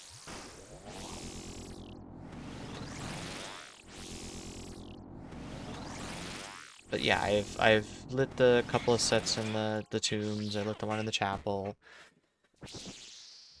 In hindsight, I probably should not have done the chapel yet, but yeah, no. I needed it at the time. Oh well. Should have saved it until I found um the display room. I think it's called the display room. You don't have to grab it. I know, but it's like it's a lot of money and I want the money.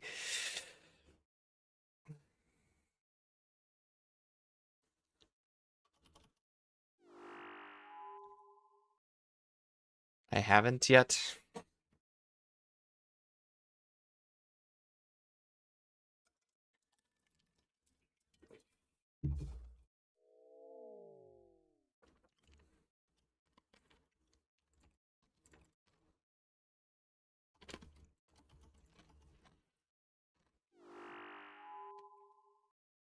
So the way to think about it is it's a piggy bank.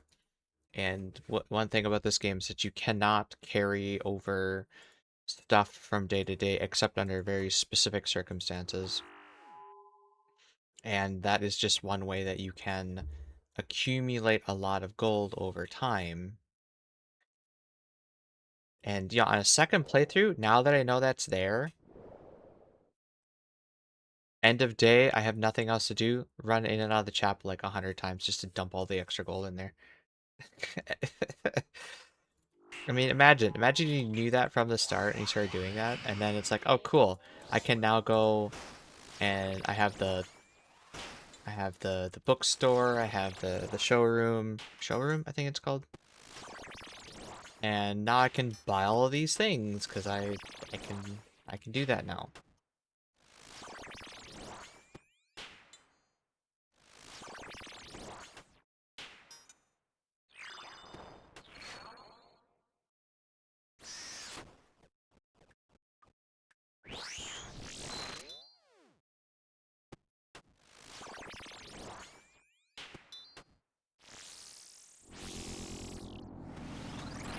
There are things you actually need money for sim, but the things you need a lot of money for are like hundreds of GP, and my allowance is not keeping up.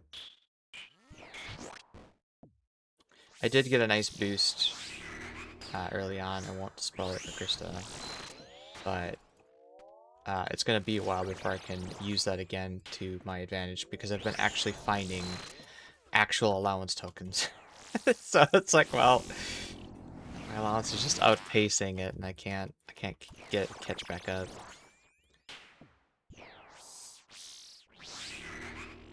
I think blueprints would just melt your brain. So I'm so bad with puzzles. It's half the puzzles I'm decent at and enjoy. It's the other half that are word association and you're playing with words.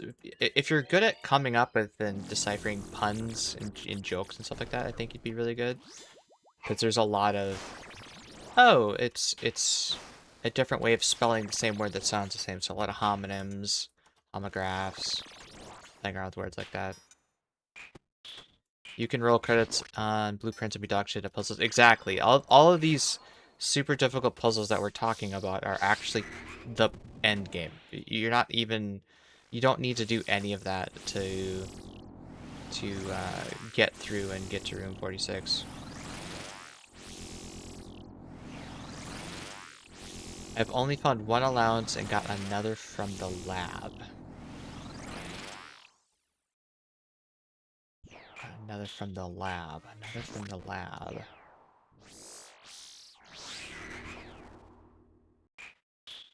that you powered the lab up and were able to do that switch puzzle thing? That what you're talking about?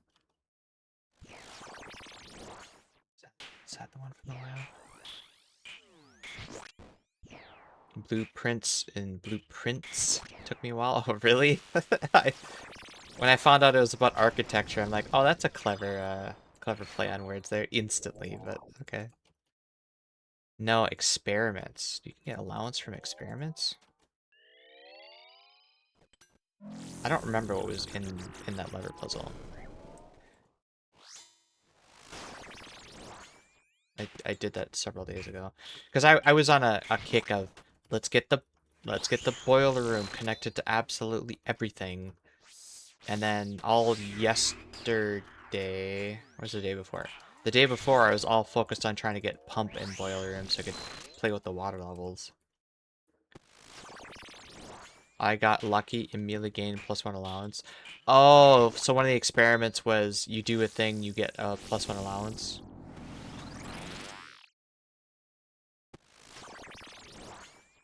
Yeah, I've only run like 3 experiments. I keep forgetting that that's a thing. And so what I should do is instead of remote tapping into the office, I should just remote tap into the laboratory every day and just get an experiment going. There was one I had every time I open a chest, another chest would spawn in the lobby. And yeah, I found a chest. I'm like, okay, cool. Now there's one in the lobby. And then I went through the lobby, opened up that chest. Another one spawned. And then I opened up that chest. And another one spawned. It's like, God, that's fucking great. And I had a hammer, so I didn't need to waste any keys for it. But it's just like, I wish it wasn't capped at 3. It'd be amazing. Experiments are good. Should make them a priority. I will start doing that, yeah. They're basically only positives, or almost always positive, so.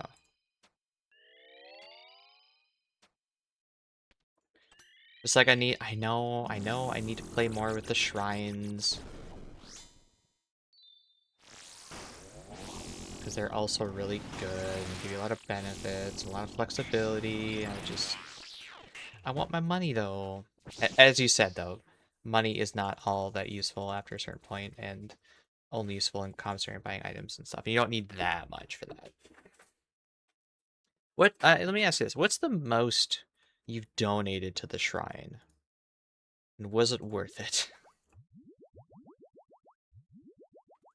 So I think one time I did like 20 or something.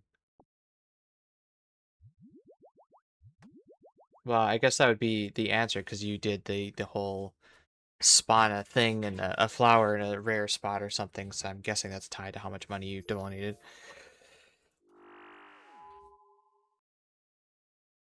Unless it's a specific 80 and not worth it. Okay. Unless it's like a specific amount you have to donate.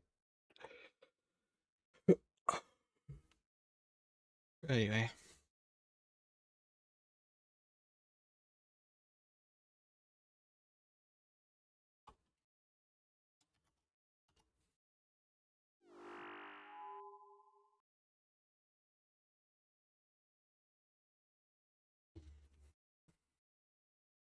Damn, 80? Your allowance was that high?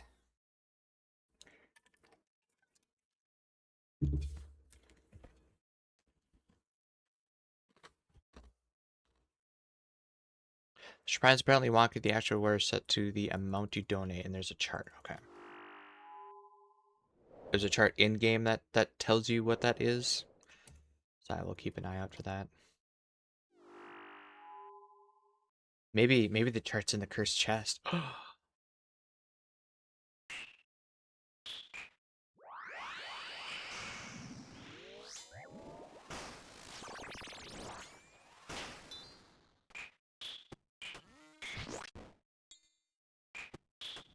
Oh, sorry. The alarm doesn't actually do much. Unlocks all the doors in the house. It's more of a perk. Just neat. Are all the doors permanently unlocked in the house, or just the ones that are currently drafted? Nah, I had to look it up. Okay. I may do that then, because That's another one of those parts of it where it's like, this is clearly meant to be solved by a community and not an individual person sort of thing. Because you could go there and, well, today I'm gonna donate 1 gold. Today I'm gonna donate 2 gold, and it would take you so long to be able to do that.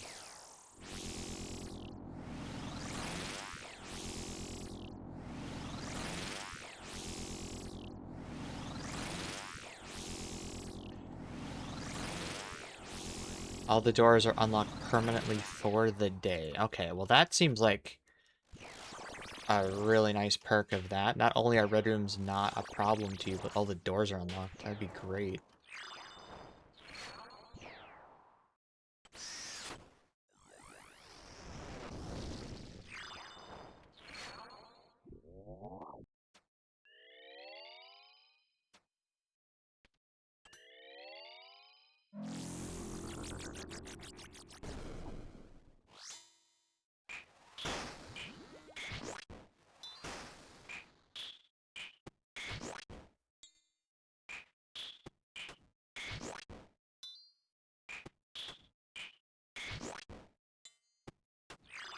The latest experiment I had was whenever I did something with the hallway, it would spawn dirt in the drive. I saw something about that, but I had a conference room, and the conference table was covered in dirt. Could you dig it? But digging did nothing because there's nothing buried on top of a conference table. That's funny. I wonder if that was a bug, or if that is just like, yeah. Well, what did you expect? It takes everything that's distributed and throws it here.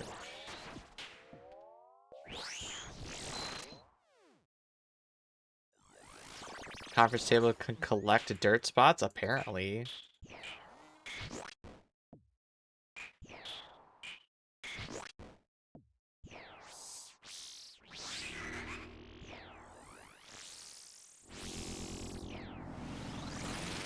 That'd be an interesting achievement. So, you go to your shed last, you find a conference room, then you go to your shed, and it says, well, no. That just means when you draft your room, there's a chance to have dirt spots. I was gonna say, I thought it would distribute dirt spots, but...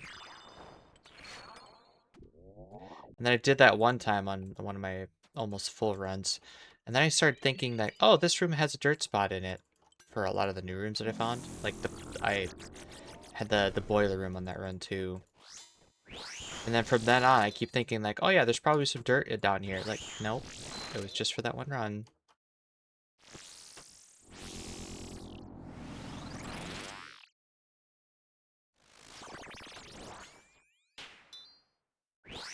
Oh, yeah, Krista, I love when that happens.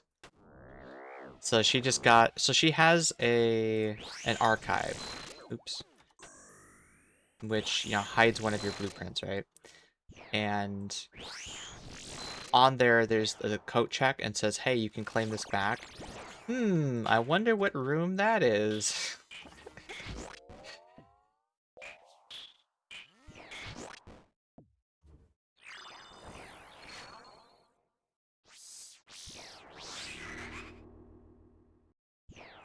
There's a few times, too, when I was gambling with that, and it's like, hey, here's a gem cost.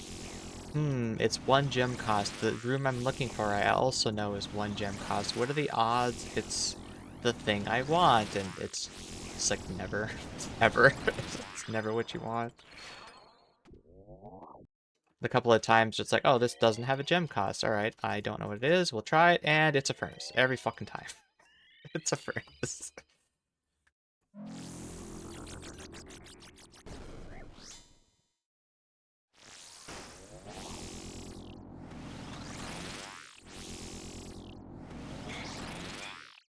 Oh, archive room on the right side was a dove. It said rotate. I wonder.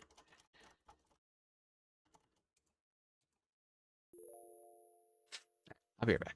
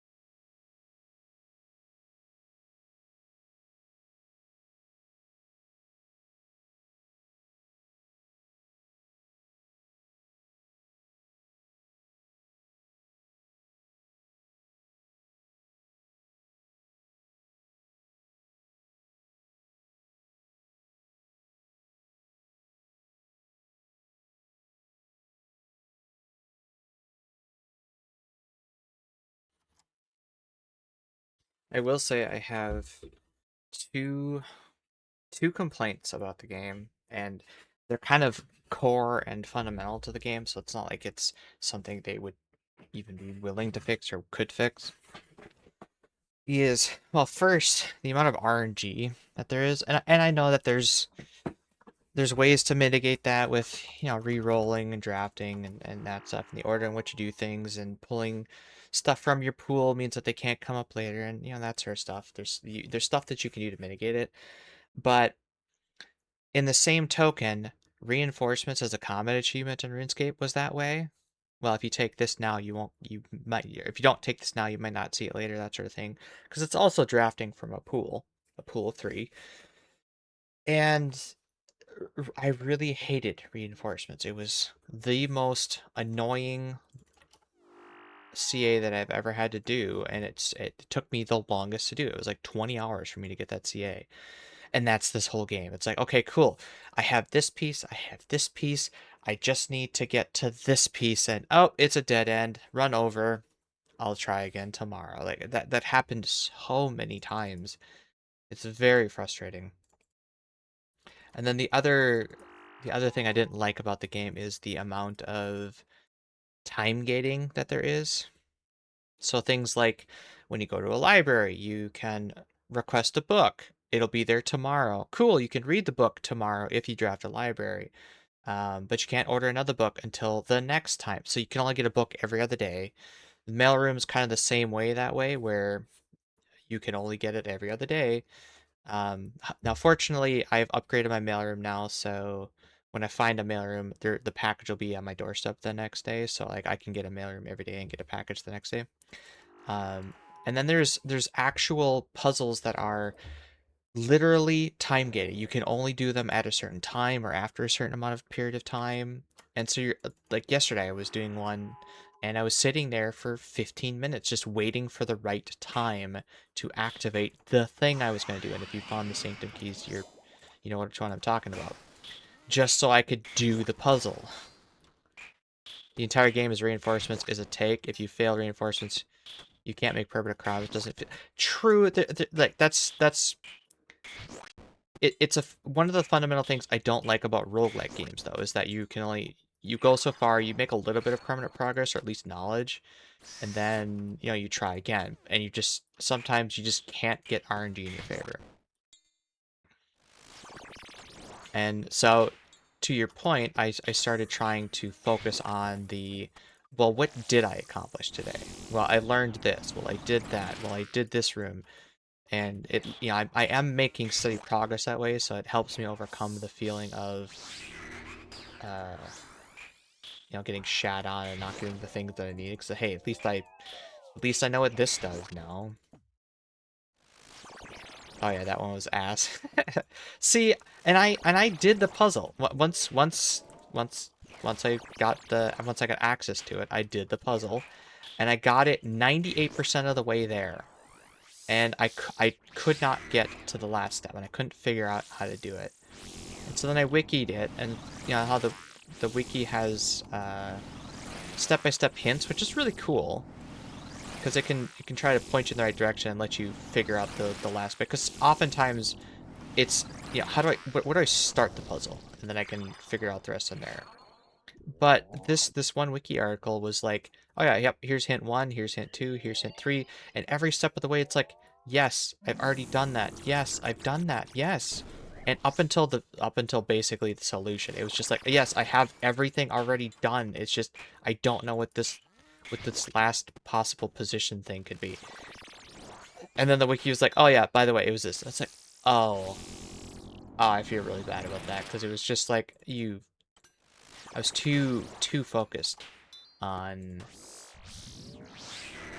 um I was too focused on the higher numbers, and I didn't think about 0 being included. Anyway, um but like even to the point where I caught the red herring, and I realized that there was a red herring in there. Because I saw um I found the sanctum key in the reservoir. I look at because when you go down there, it's just like, oh, okay, this changes my perspective on some things, and like, all right, cool. Was it the reverse ones that tripped you up? No, see, I, I did, I got those. That was fine. It was the one before the reverse because I couldn't find a number. I couldn't think of a number that would be between the one before that and the one that was going to be reversed. And then it was just, oh, it's you can put 0 as a part of your time.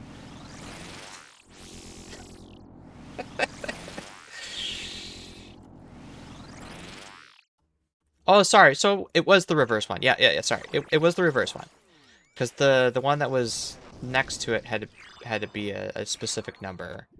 It was the reverse one. I couldn't find one that was between that one and the one before it that would also be able to reverse, and I totally forgot that 0 was a number, and that was the one thing that's like okay. But everything else up until that point I already figured out. It's just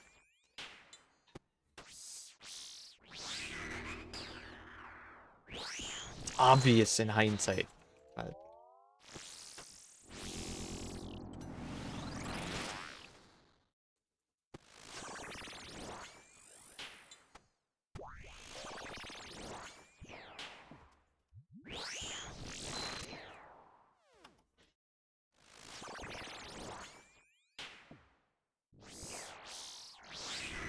yeah. So I'm to the point of the game where it's like I will try to do as much as I can, figure out as much as I can, but at a certain point, again, it is a community effort sort of thing, and I am not arrogant enough to think that, oh, I'm smarter than the collective on some of this stuff. So like I'm completely okay getting 98% of the way there and then getting a little nudge to get across the finish line for some of that stuff.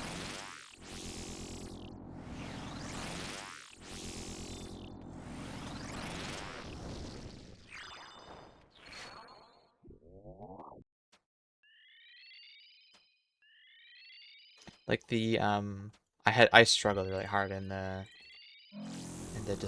is it the display room? Is that what it's called?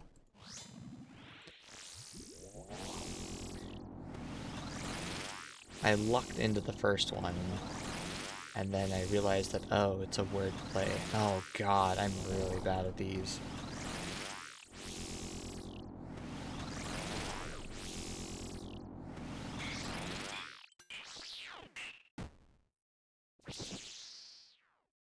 That most of those puzzles I definitely needed help on the wiki, and again it was the same thing where it's like I could get 5 steps into it. It's like, yes, I understand what you're saying, yes, I've noticed that, yes, but just getting from the like 2/3 of the way through the logic steps, I just hit a wall and I can't break through it, and then the wiki's like, hey, here's a hint to get through it. Okay, and then I can get the rest of it. Gallery, is that what it's called? Gallery? Yes. Gallery. And I bet you can guess which one I accidentally got.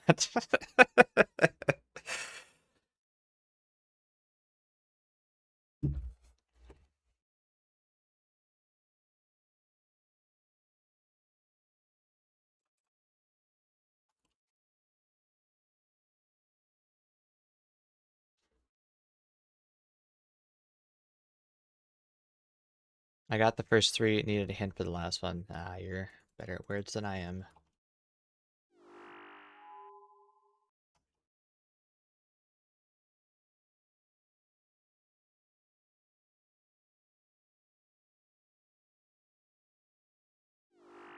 I thought it was really cool that room 8 was the was one of the pictures. It's like, oh wow, that's cool. That's a nice touch.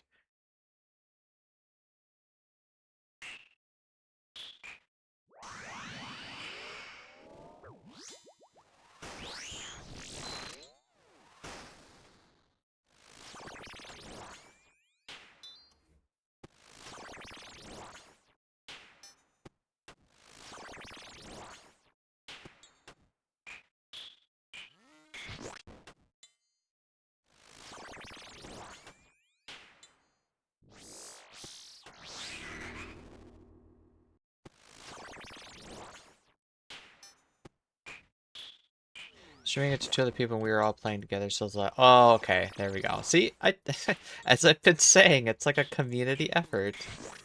People are wired slightly differently, and you can help each other make better connections, and yep. So you are currently actively playing it then? It wasn't something that you did last year?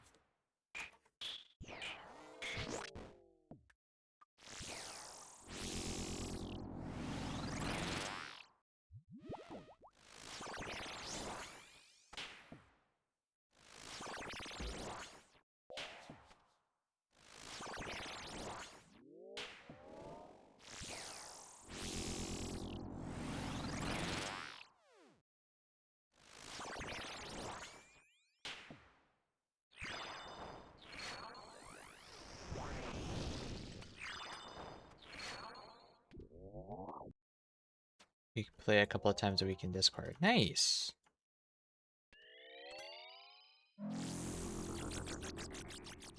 I'm wanting my wife to continue playing, and I realize that we have the one copy, so it is mutually exclusive. But like, I want her to get to later on, so I can start talking to her with it, and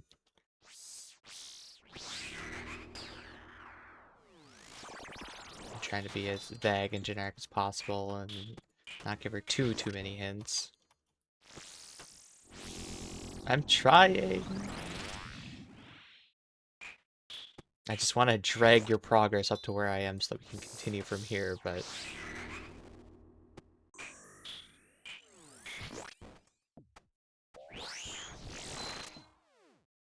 I just made it to the chess puzzle.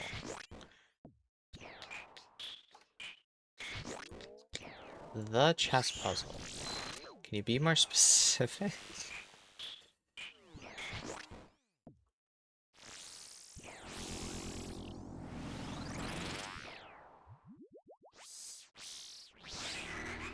In the tombs.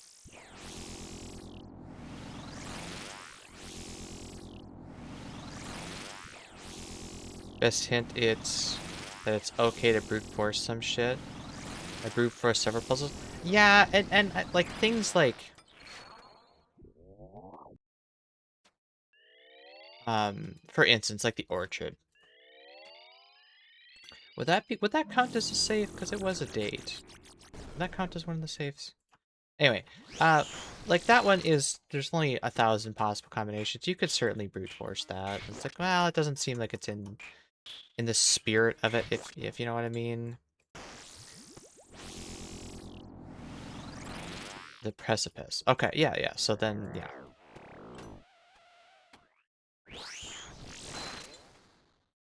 You're on the precipice, Krista.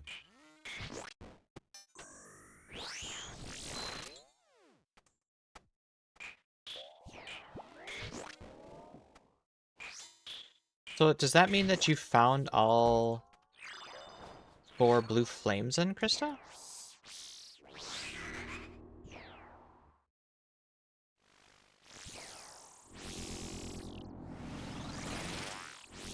You found 3.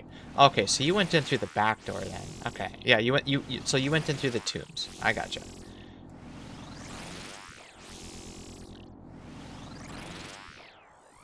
Yeah, see, I found that place after the blue flames, and then I realized that there was a back door in the tombs later because I didn't get technically through the fountain. Yeah. I didn't get the fountain drained until much later, just because the game was not cooperating. I wanted to do it sooner.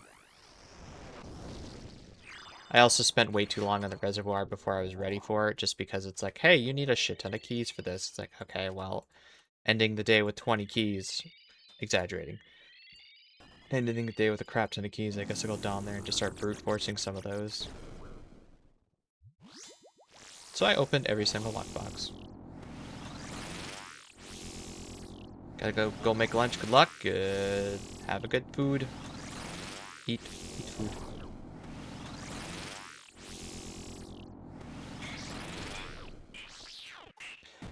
Is this RuneScape? My cousin plays this hardcore. What I gotta do to impress this fool as someone who doesn't play really? Um, so you see, oops. So if you got this cape, your friend would be very impressed.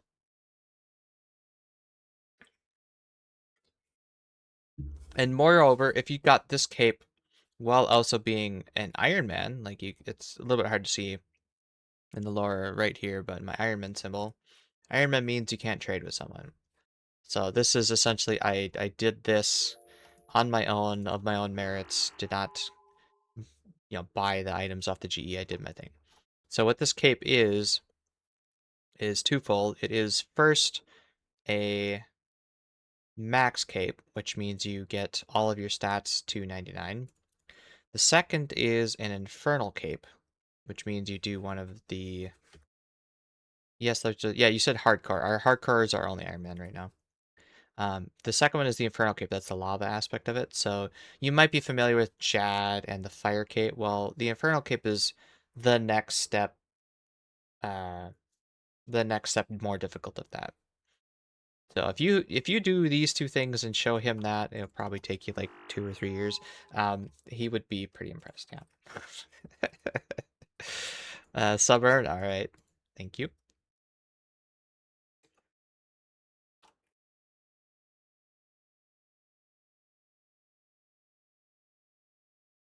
There's there's probably another half a dozen things that are pretty flex worthy, especially on an Iron Man. Things like mega rares. These are really powerful weapons like T-bow, Scythe, Shadow.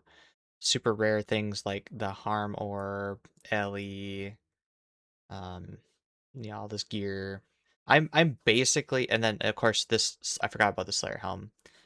If you can get this, that also means you're a Grandmaster in combat achievements. And yeah, so if you show him this, you show him Zuck helm, Max Cape, Infernal Cape.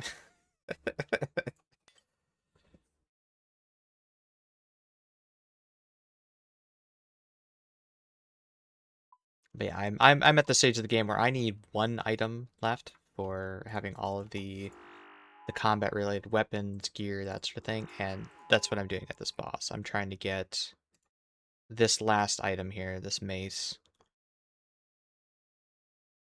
And yeah, then we'll go back to pet hunting is the goal. I've got a few pets left to get. These are super rare, hard to get. 3 pets left. This is a collection log, as you can see. Some people's goal is to try and green log it, which just means, hey, I did all the things, and then it turns green. And so, I got 2 things left for this boss. I got a thing left from this boss. These 2 are pets related, and then this whole section is green. Does this have a overview? Overview. And, some people's whole entire goal is to try and get all these bars filled. I'll give it a shot. Epic, nice. So, I was being a little facetious and jokingly saying play Iron Man. I would not recommend playing Iron Man as your first account, especially if you're new to RuneScape. Do not. Iron Man is like a challenge version of this game. Don't make that your first experience. What's the last 2 other items? Pets? This one? Oh, this would be the Moon Helm and the Dragonstone Gauntlets. So, these 2. Brutal Clogs. Uh-huh. I've opened the chest so far 89 times, and this one's like 3,700 or something. So, yeah, not fun. You just missed a pretty extensive blueprints conversation, Sean. Apparently, Jess has been playing it with a couple of friends as well.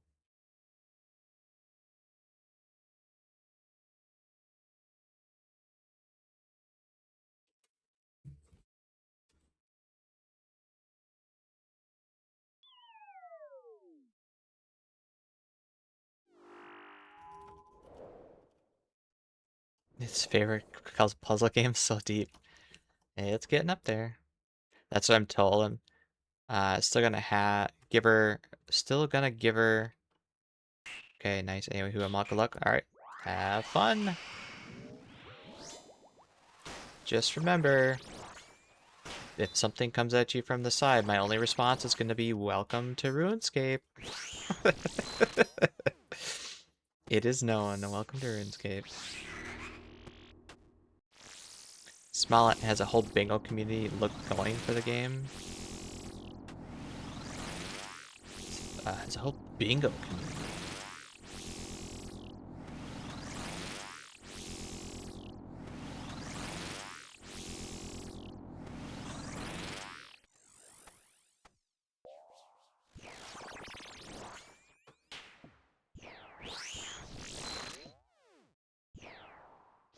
Ran the generative task to build. Oh, right. Yeah. I mean, yeah. I should have. Being a RuneScape player, I should have guessed that.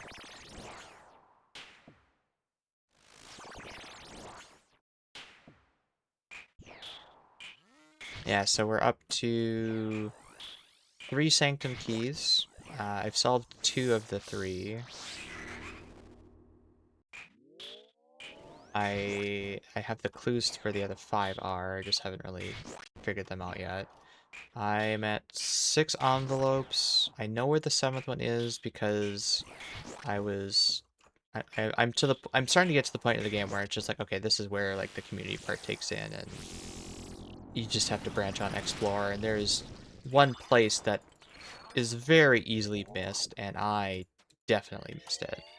Anyway, so I went back and I know that it's there. I just need to get the right process to open the door and get access to it. So that's going to be my primary goal for next time I play. And then we're going to go back and see if we can find somewhere the Sanctum keys. And also find more of the sigils, or the whatever they're called, like the family crests, the area, whatever. You know what I'm talking about.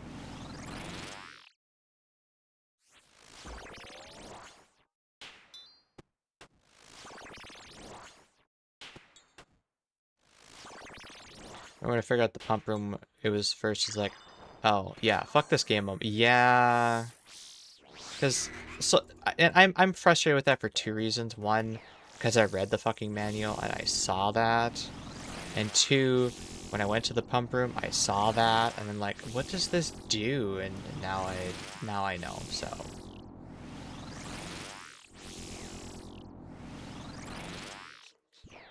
I just hope it doesn't fuck up the pump room so that next time I get it, it doesn't automatically start up, because it's nice when the pump room is already solved when you get to it. A bit of Castlevania vibe. Find this out and come back to this later, Bob. Yep. Yep, that's a lot in this game.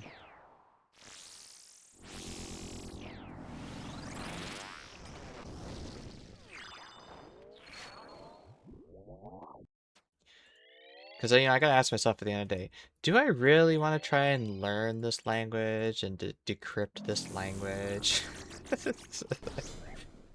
I don't know.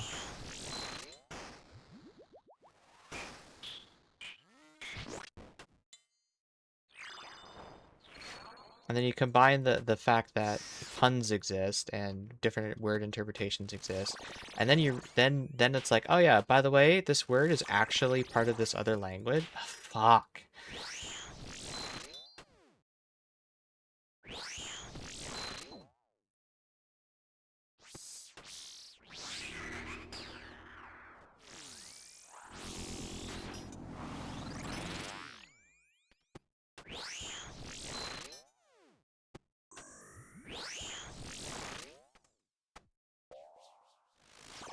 And some of that would be a different experience if it was a shorter game, but you know, I'm already 40 or 50 hours into it.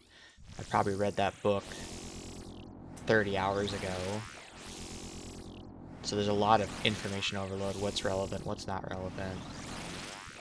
And then fundamentally, when I started using the pump room, I didn't even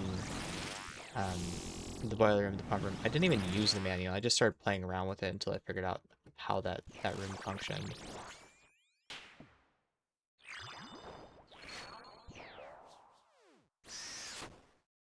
It does make you want to go and try ordering some of those books again and just passing through it, because with new information now you come back. It's like the secret book where she says, and now you have a new piece of information, now it makes more sense. And then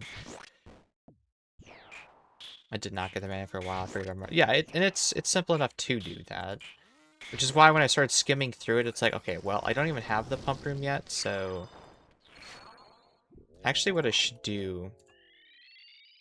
Oh, it's gonna be a nightmare to try and do that, though. I was gonna say I should go back in the VODs, and it would save me a lot of time. But if I'm gonna do that, I might as well just look it up on the wiki at that point. There's no reason to try and wait every other day to do one library book at a time. That's one of the points of feedback I would probably give this game, is that, okay, you opened up this book, now just add it to a codex or like some external information. Hey, you've seen this book, you've accumulated this book, and now you can reference it at any time. Like, pretend like I took screenshots and wrote it down and just give it to me. Same thing with the red letters. Like, I found the red letters. It's cool that it has it, or some of them. It's cool that it has it listed in my inventory. Like, hey, you found this thing. But it would be really nice to be able to click it and say, hey, what did that letter say again? And just help you stop making it so. Remove a little bit of that friction of trying to piece those informations together. Did you make notes, take screenshots? I did take a lot of screenshots of stuff, because again, at a certain point, it's like, oh, I want to go back and reference that. Let's see.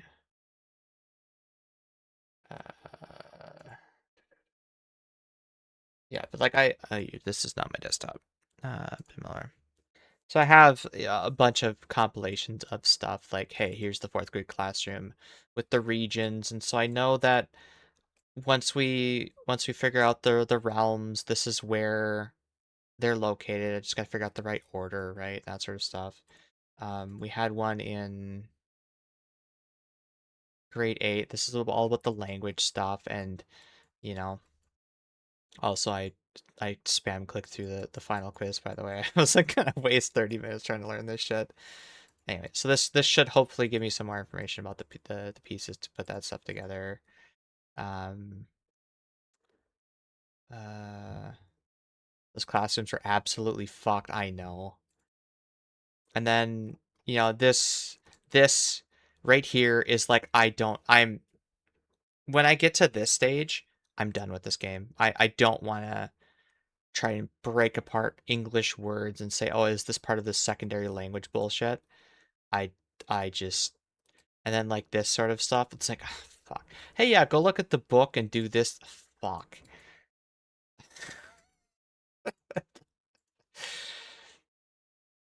I'll be done at that point, I think.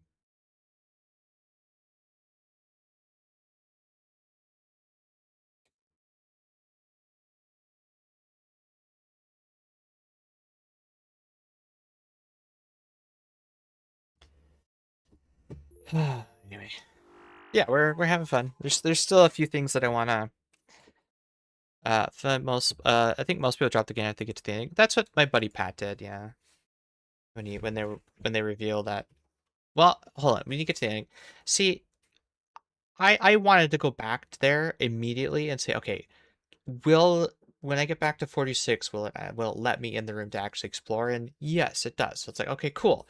And then you explore the room, and okay, here is your next objective, and that's it's like, okay, cool. Yeah, I've already been finding some of those puzzles, so I'm ready for this.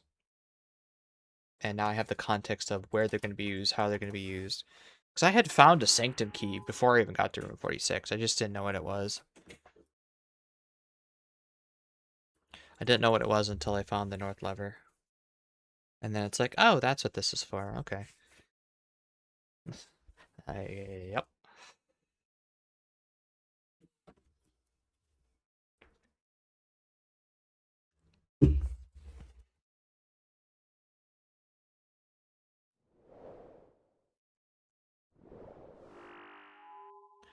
And then there's like, hey, here's trophies that you can go for and challenges you can do. And what was the first level you found? I got to the antechamber the first time through the secret card. So that's the only set of levers I found. I have been trying. Like, I know where they are. I know what rooms they are. But I have not found any of their fucking levers except for those two. No, I know where they are. I know where they are. I know what rooms they're in, and when I get there, I'll explore it. But, like, I found the two pieces of clues that tell you where the primary and secondary levers are. Like, I have that stuff. It's like, hey, do you want to do the Hall of Halls without any keys? No, I want to wait till I have a foyer so everything's unlocked. You know, that sort of situation. It's just I haven't found the right circumstance. It took me absolutely forever to get my greenhouse back. And then I realized that, oh, you can only spawn them on certain tiles and that stuff. It's like, okay, well, that's why I haven't been able to find it right away. And then I wanted to have the greenhouse with my coat-checked powered sledgehammer so that I could actually, get in there. It's like, fuck it. So I can spawn its playthrough, and he actually got through the first time through. What?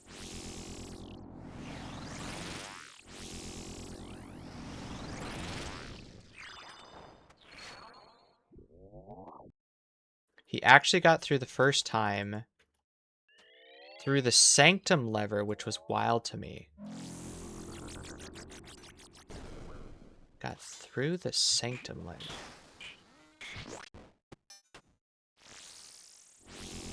You got through the antechamber, through Sanctum lever first time.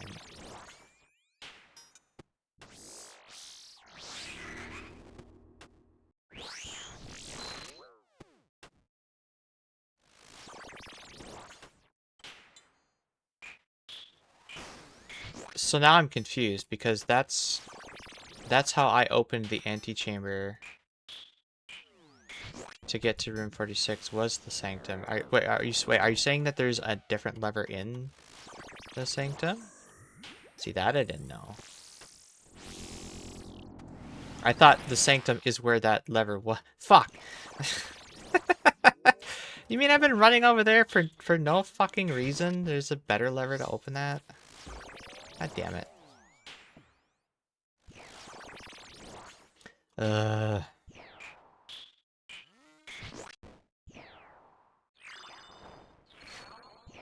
You probably did it the same way. I got through the antechamber through the secret garden.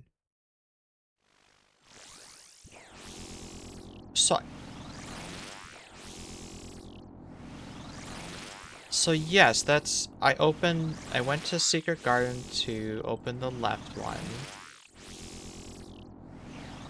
And then Sanctum to open the north one. And that's why I don't know how much spoilers I really want. I know, Chrissy, you're probably muting your ears, but is there a backup lever in the Sanctum?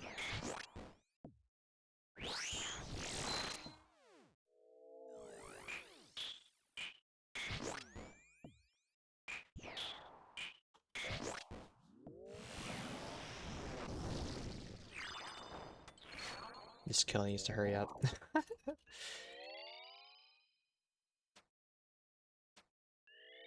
Alright, I'll show you my notes. Chrissy, you can avert your eyes after this kill.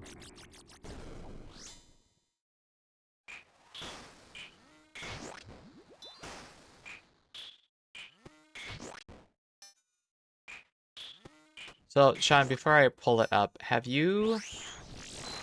The north door only has one lever. Okay, that's what I thought. He made his way into the room first via secret garden. Yes, okay. Yeah, that makes more sense. So that is how I've done it. Secret garden is the only place that I found any of the other levers yet. And it's just been like, oh, that's where the lever is, so then I'll just keep going back there, and so I try to spawn the secret guard on the outside whenever I can, and that's just been my go-to for getting in there.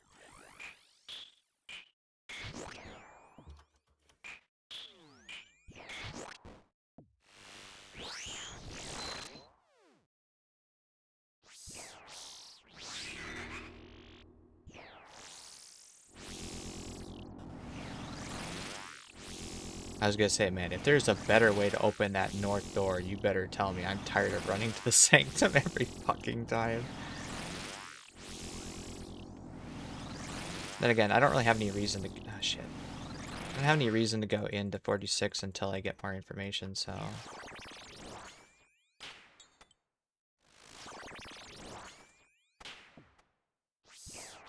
God damn it.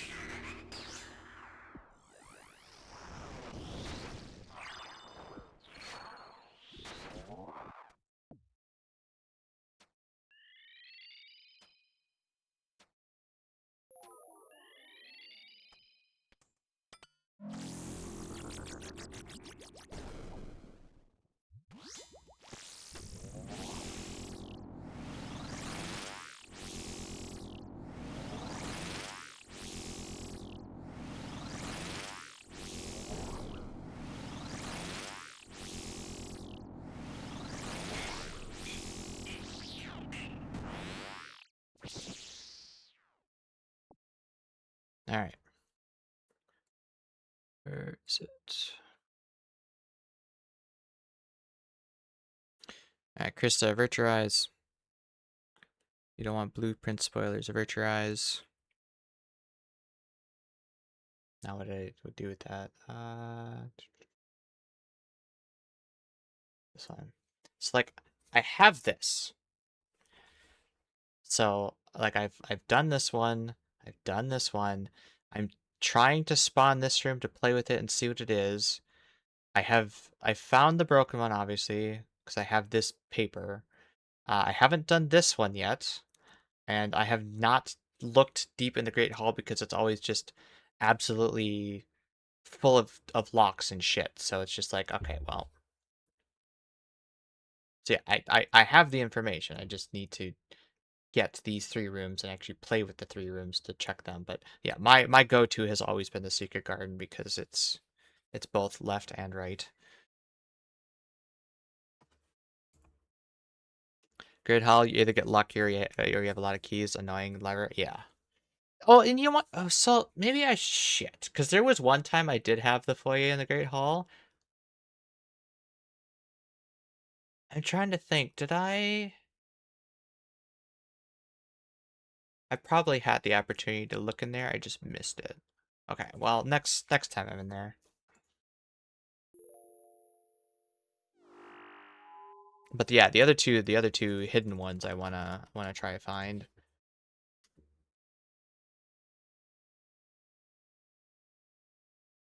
But Mechanarium is kind of weird and rare, and it's dependent on having a lot of gear things to have more doors. I'm assuming you're gonna need to have a lot of them to do it, but I don't know.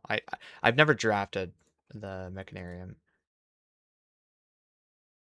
I have it, like it's unlocked, it's in the pool. I've never picked it as a draft. And then the gym is like, oh yeah, or not the gym, it's the weight room. Lose half your steps. Like, oh fuck, I don't want to. The only time I want to draft that would be on a shelter day when red is being blocked. Or it'd have to be like late in the day.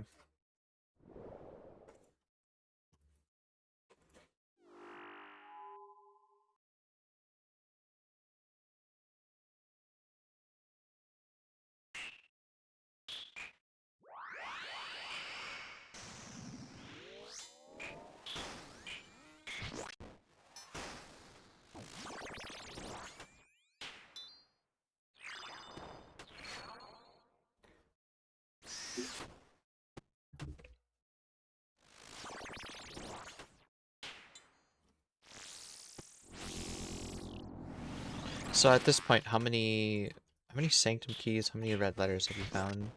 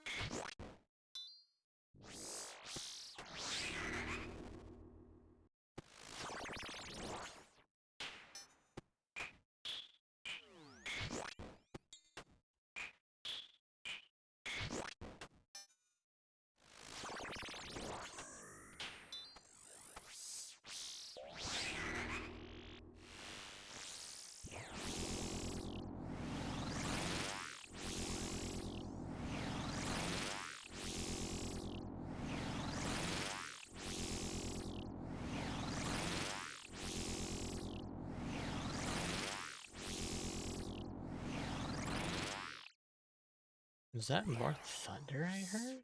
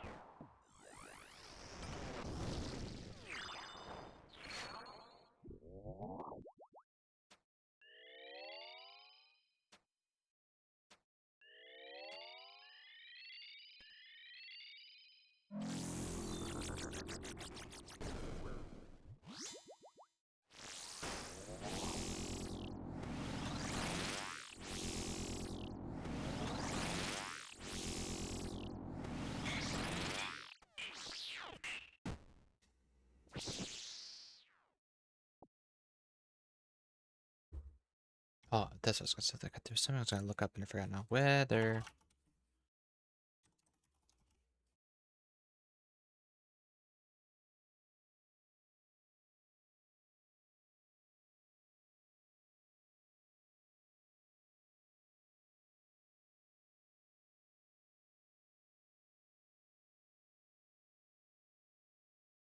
Looks like it might be raining this afternoon.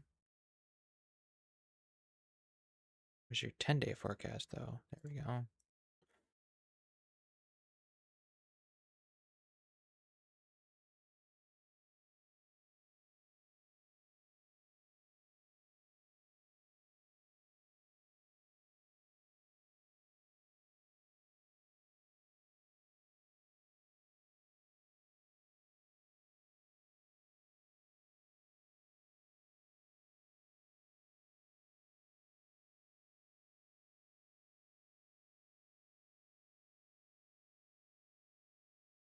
Okay, cool.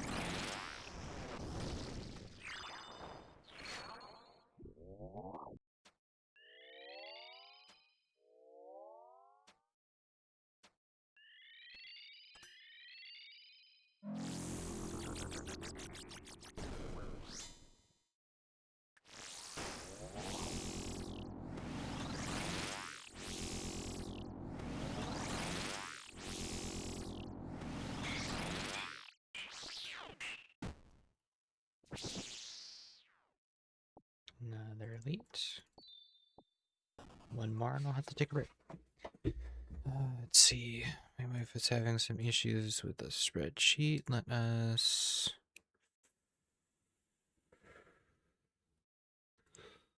figure it out.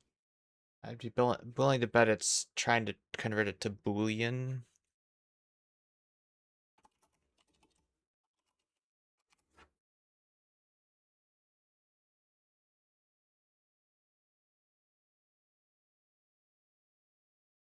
Yeah, it's auto format. It's formatting it to Boolean because Boolean means true false. Like you're doing something programming related, or like a deeper thing. Like, hey, if this is true, then do that. Blah blah blah.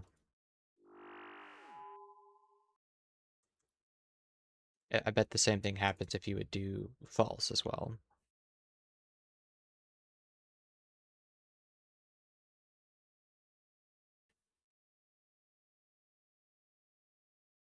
He's being stubborn, well then he's not gonna eat. I thought you guys were going out to the picnic anyway.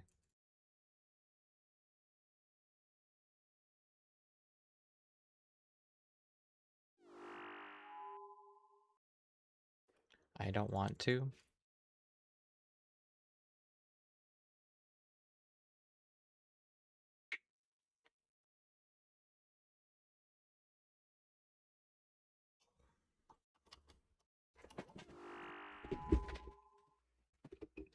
I'll be right back.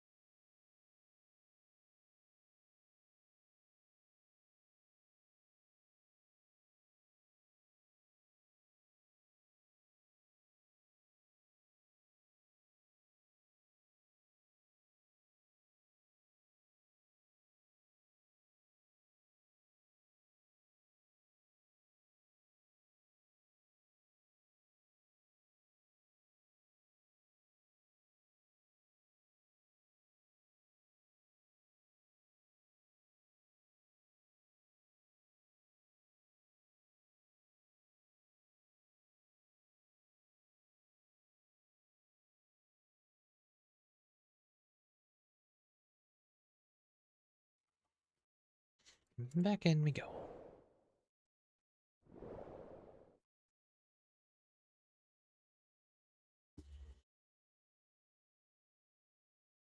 Five more will be the 30, and then another two after that will be 3,000 with the new improved drop rates.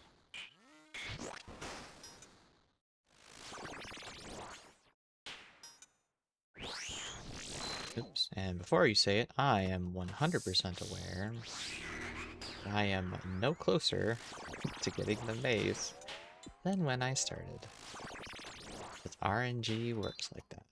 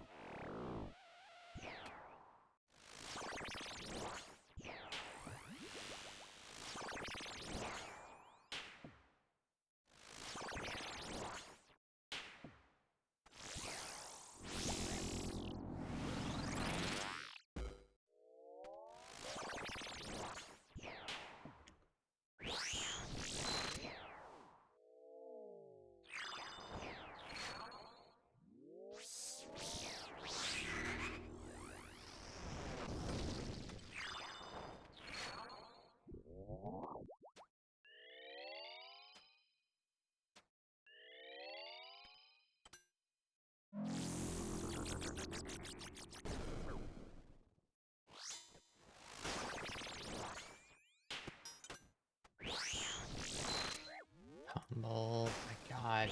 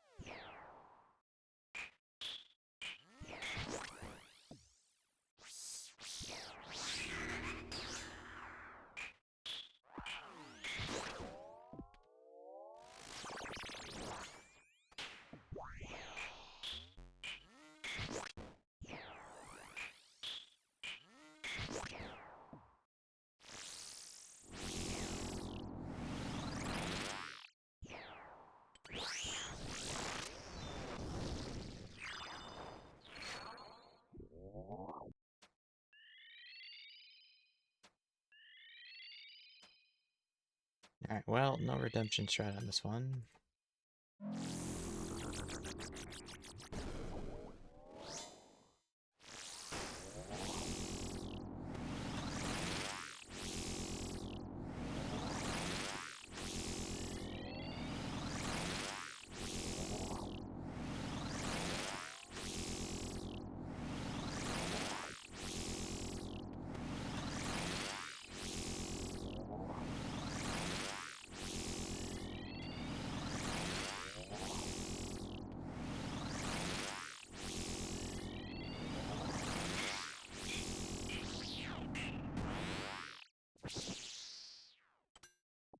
Parasitic egg number 19, that is.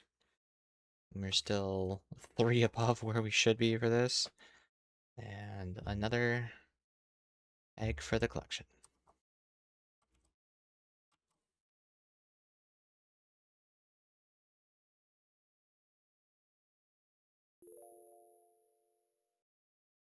And because they're 1 in 200, it's like a failed roll at the table. It feels even worse.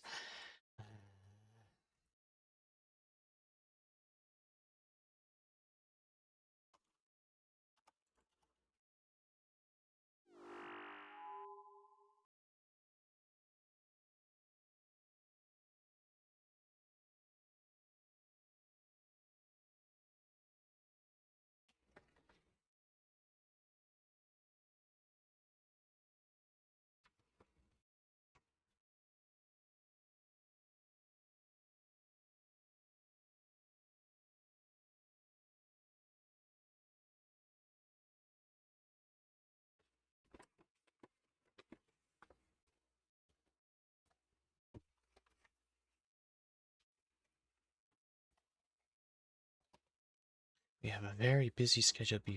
Be prepared to take a phone call. It's a 15-minute phone call.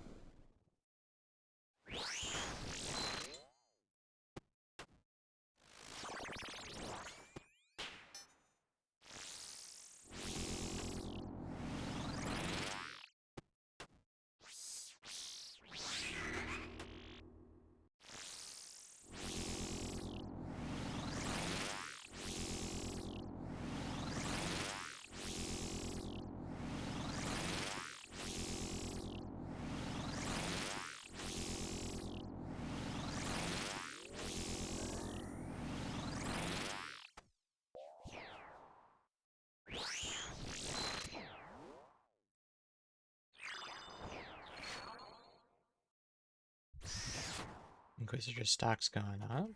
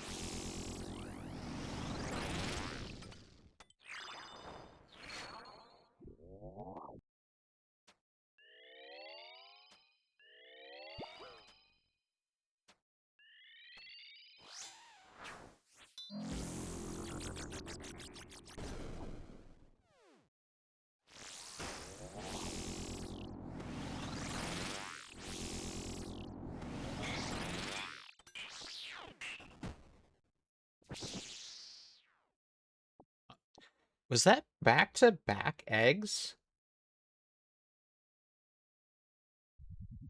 That was back-to-back eggs.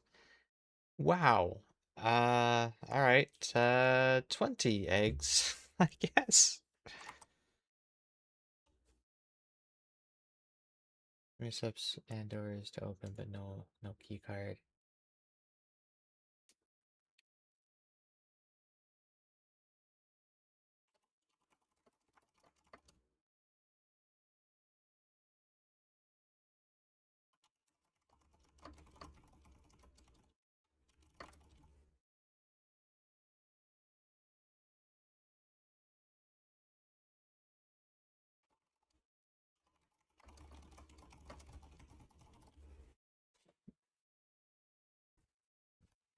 Blexitep RNG? Yeah, that's what it seems like.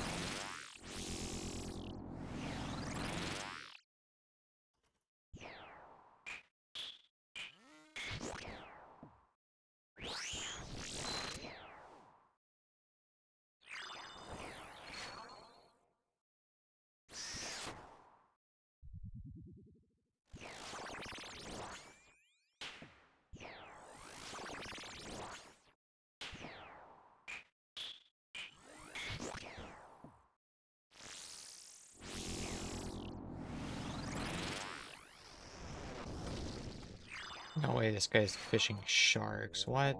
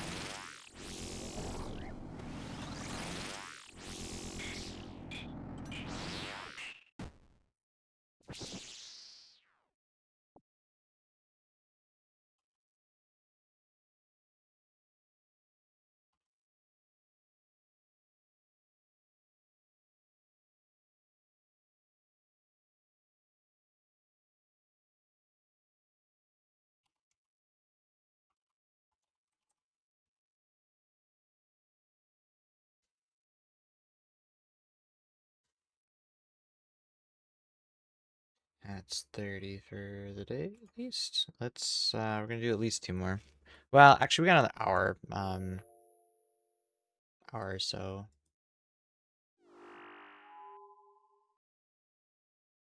Might be able to squeeze 10 in before the phone call.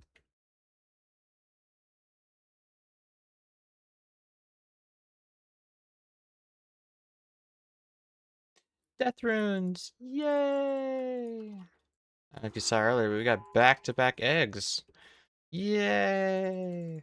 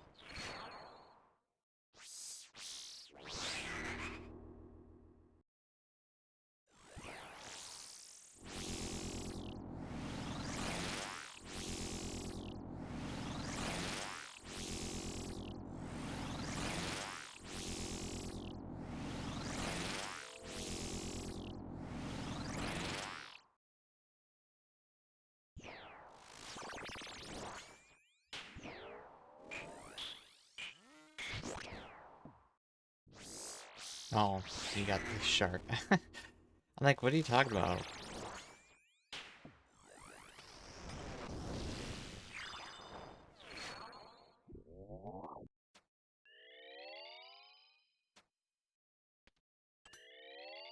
I gotcha.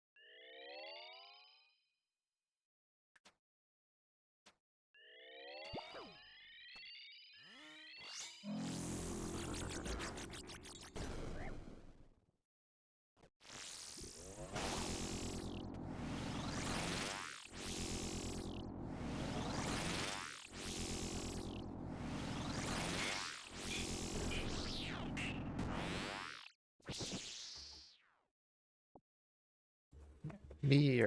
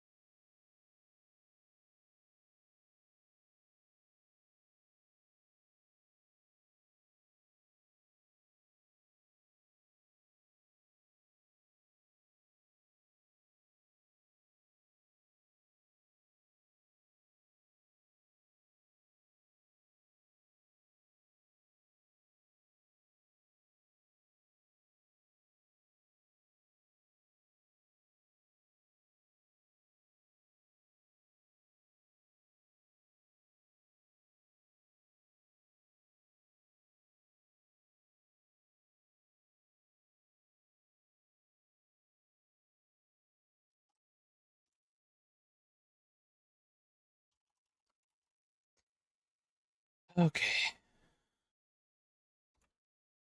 This next one marks 3,000 KC after the dropper changes.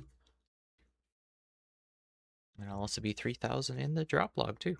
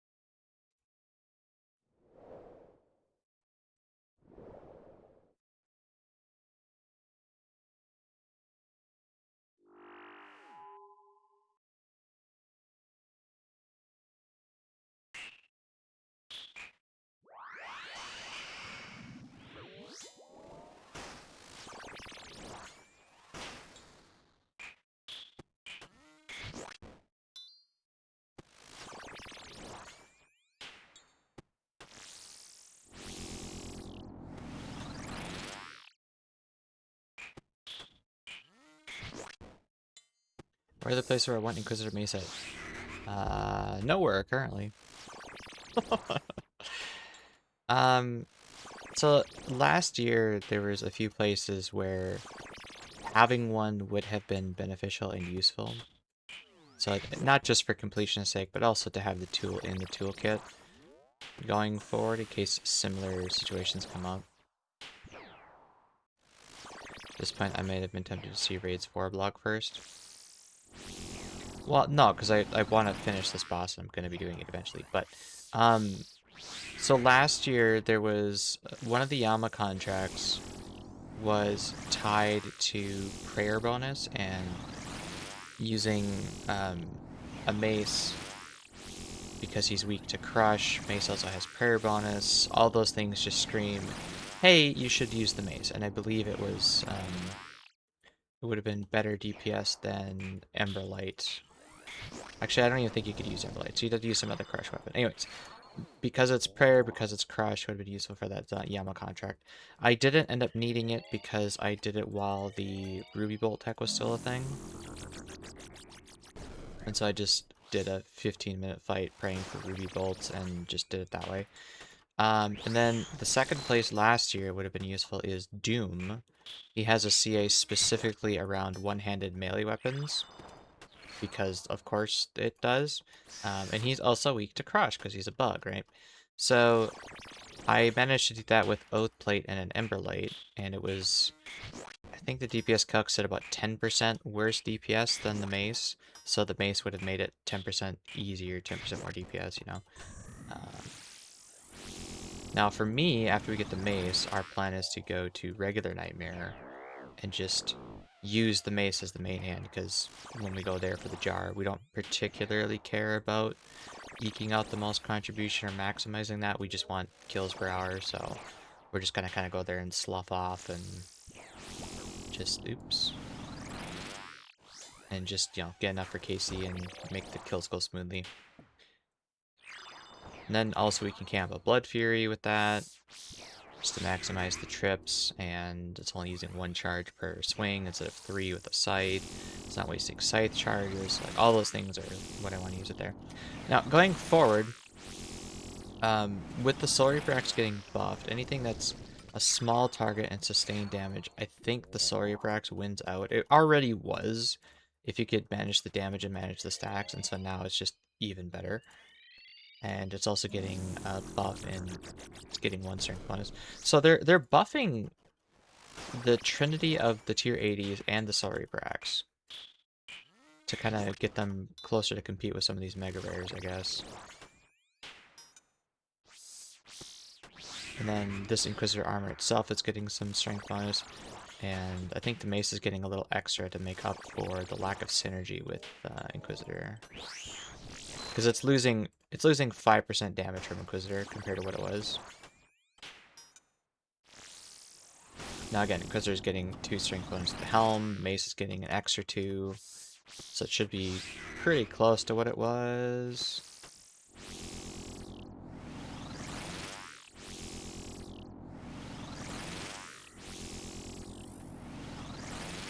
Inquisitor is just getting a straight up buff. Yeah.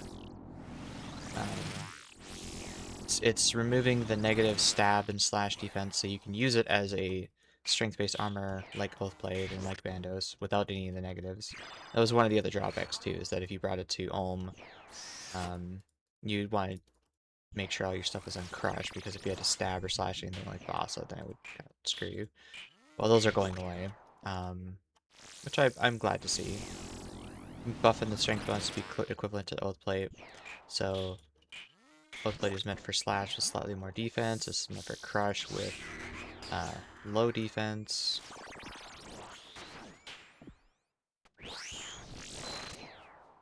And this also has a little bit of extra crush bonus damage.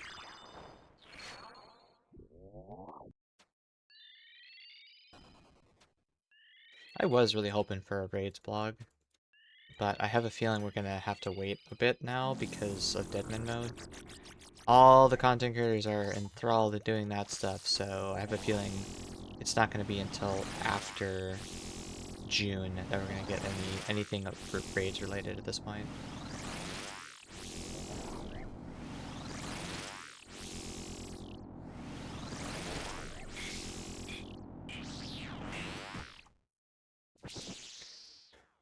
Because, and so that marks 3,000 total KC post drop rate changes. And we are still missing the mace. Our next target is 3,400.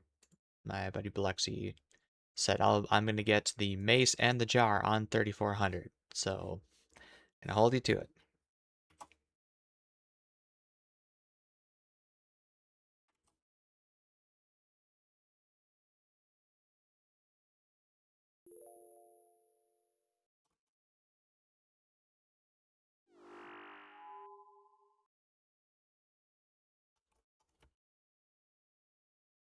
Harms are up. Inquisitor chest plate has gone up 10 mil. The legs have gone down, and the helm, I think, is about the same, looks like. It's still like 250 mil for a full ink set. Looks like Eldridge went down like 10, 20 mil as well. I guess the prospect of being able to get it from somewhere else other than Vasani makes it like, ah, well, we'll dump it now and buy it back later when it's cheaper.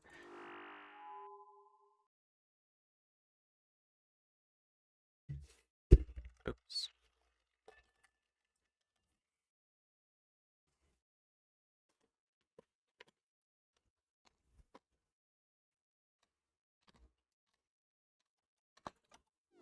You won't get Mason Jar in 3,400, you'll get Mace before, I never get a 3,400. I hope so. Ideally, and yeah, I obviously I want to be done. I don't want to go another 100 KC or I guess another 90 KC. But if I can get close and end it on 3,333 KC just for the hell of it, would be I'd be down.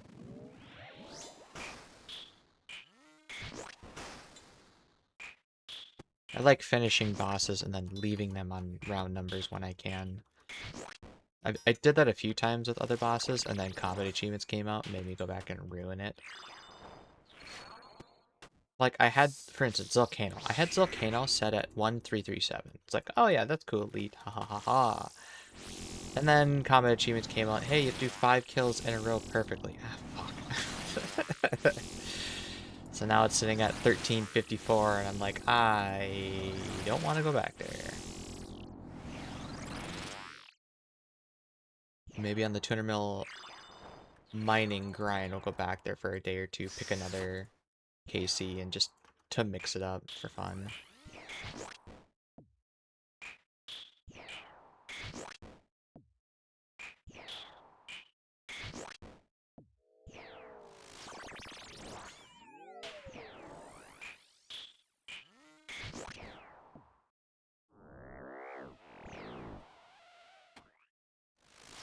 I once knew a guy whose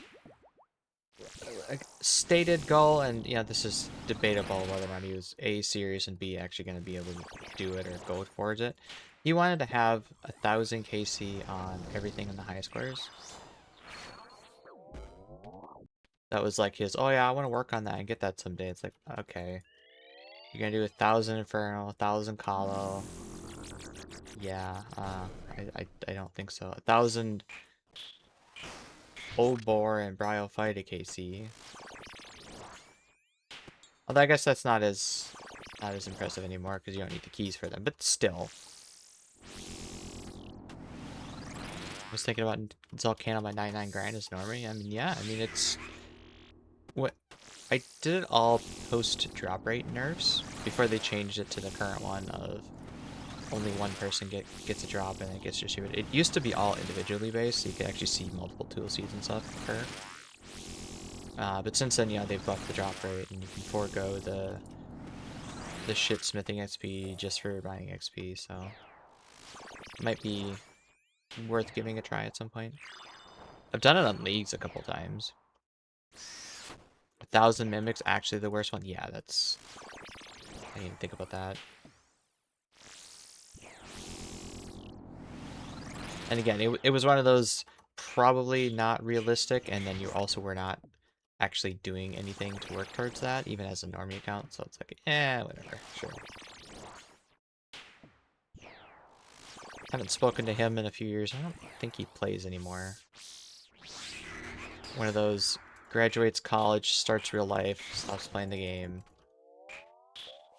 Just don't have time for it anymore, man. I think he even de-ironed too at one point. As one does when they no longer have time to play their Iron Man, they just throw it away. I don't know. Rank 1 is 811. Yep. And that's, what, AJ's probably? One of the cloggers gotta be it.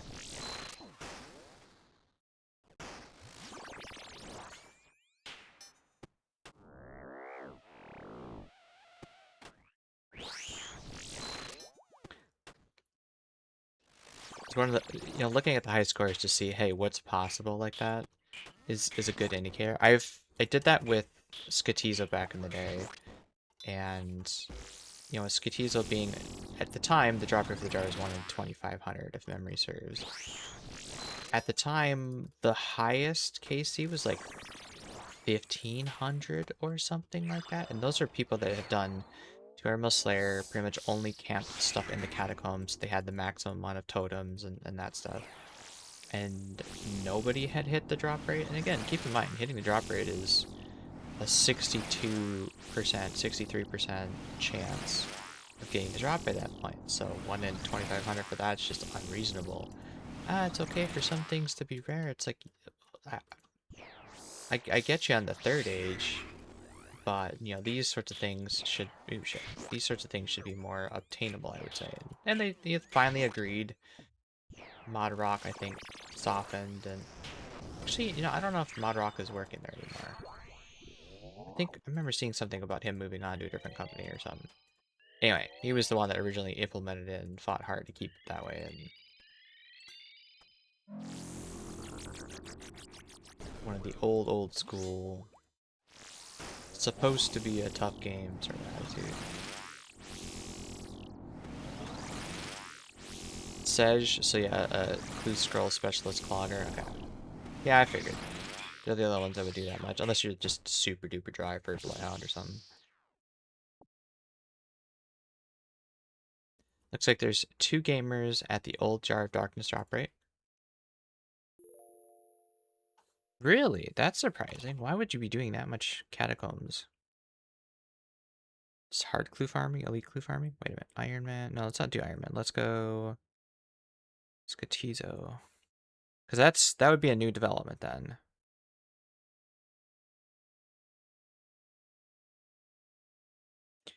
Phrygian and Viscera. Yeah, those are new names. I've not seen those. There's a lot of people in there now. And again, mostly the ones below that in the 13 to 1,500 range, that's just 200 mil skiller or 200 mil Slayer guys. Phrygian, Viscera. Terminal Slayer, Terminal Slayer. Oh, you know, 18,000 crazy archaeologists, 10,000 obors. This guy's just going for insane KCs on random shit. 20,000 Callisto. Oh, that's for elites. So he's doing it for elites. Probably AFKing something in the catacombs. Like Venue bowing or something. And then the other dude. Only Skatizo. That's like the only thing he's done. Terminal Slayer, Terminal Combats, and Skatizo. Interesting. And no clues, by the way. So those are just Skatizo kills.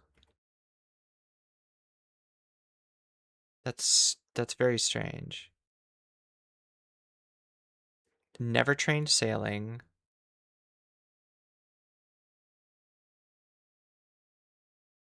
Yeah, Viscera is weird. A weird account, man. Oh my goodness. Just Skatiza. That's all it does. Okay. Why?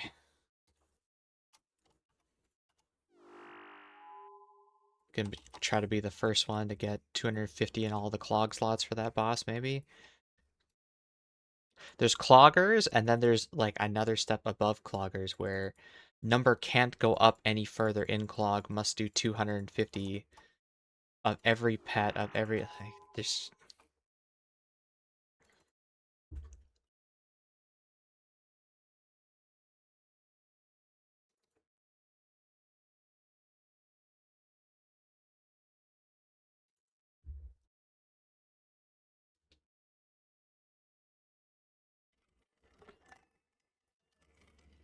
I remember seeing one guy even going for like 250 beavers for the hell of it. Well post 200 mil of redwood chopping. Like, alright, whatever you want to do, man. It's your game.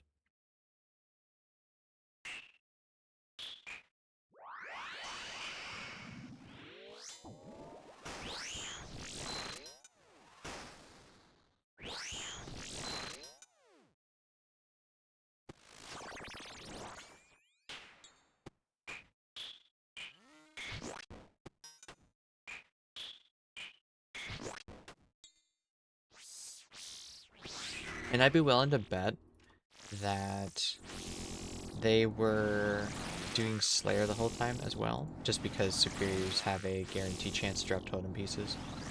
It would take way longer if you didn't. And, you know, just camp easy Venibo tasks in catacombs while you're doing something else, I guess.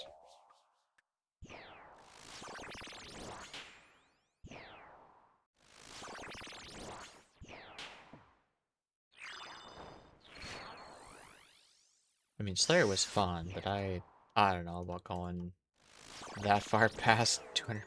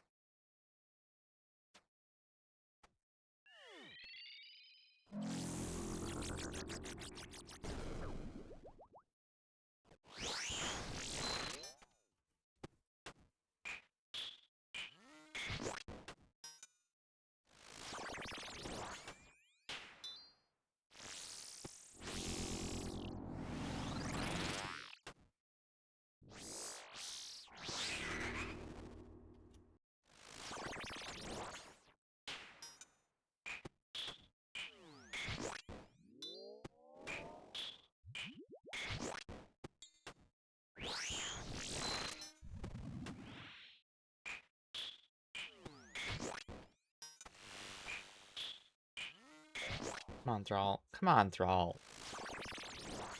Thank you.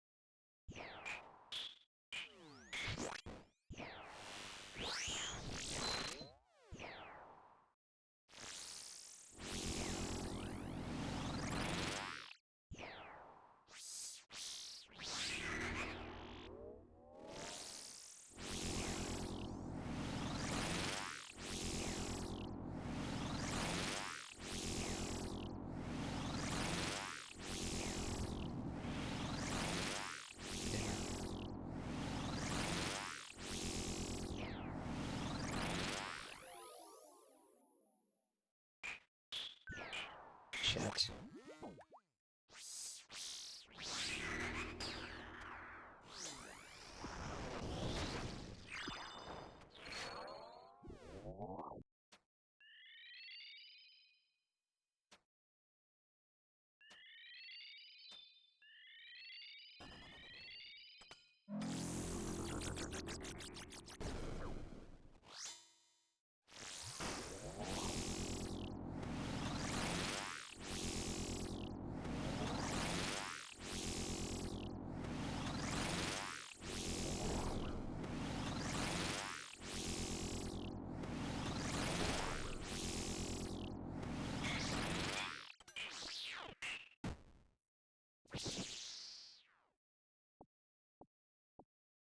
Wonder if the way you get that high isn't Slayer Enthusiast, but rather Iron Hard Clue Enthusiast. Enable jellies, do totems one for more clues, ignore Willy because badly bad. Well, again, that's right. At least the one of the guys I looked up, he had no clue completion.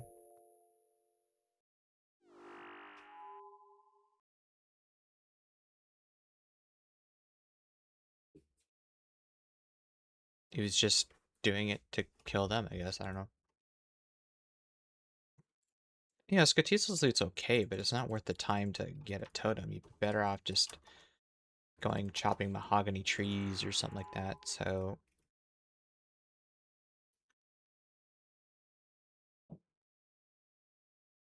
trying to make 100,000 stack of ancient crystals, maybe?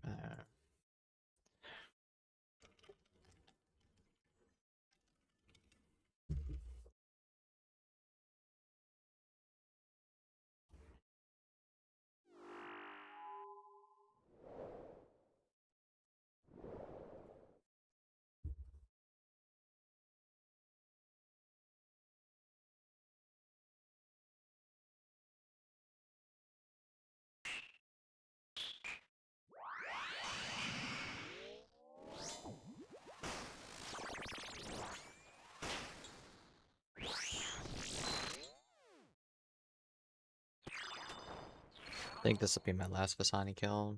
Round it out to 35. I wanted to get to the 42 number, just because that was the 3,000 KC total. So we'll end at 35. We'll do some clues. I've got about 40 minutes before I need to step away.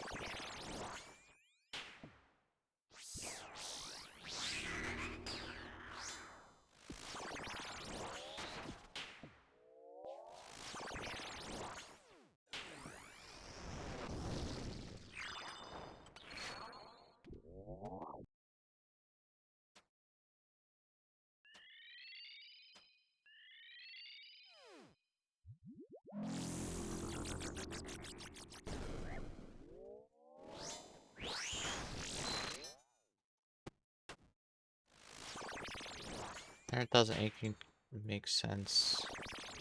The seems like it passed the autism respect territory, entered the autism concern territory. Let me introduce you to the collectors community. They want item stacks. Why? Because have number go up of thing go up. Good. I have X number of white stacks of items. I have a white stack of burnt umli wraps. You know anything about how annoying that is to get?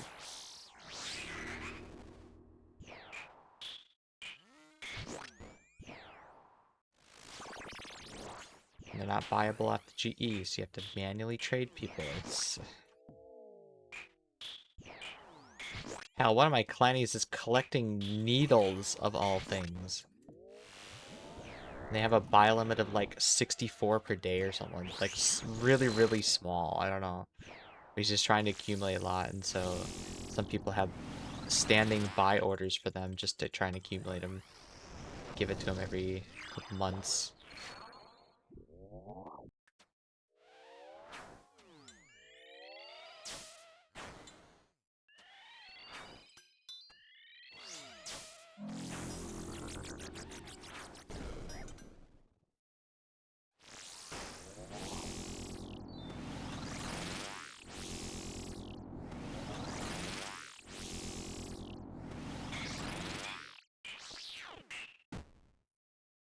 Alright, last kill of the day is Prairie Pots.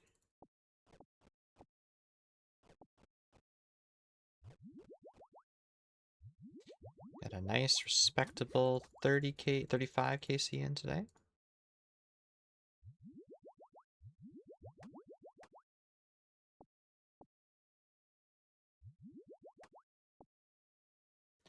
I'll go do those clues real quick.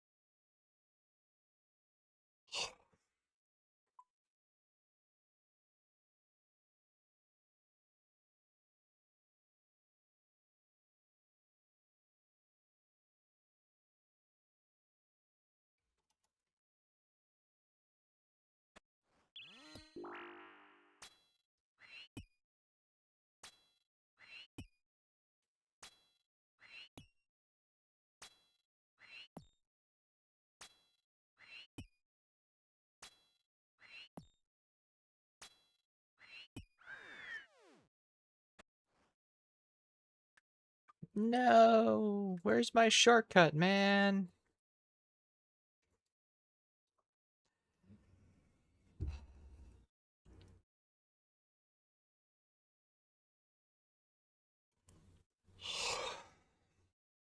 It took him 3 batches of adding new agility shortcuts and stuff to finally say, hey, you know what? Maybe we should add one here. It was mostly harmful.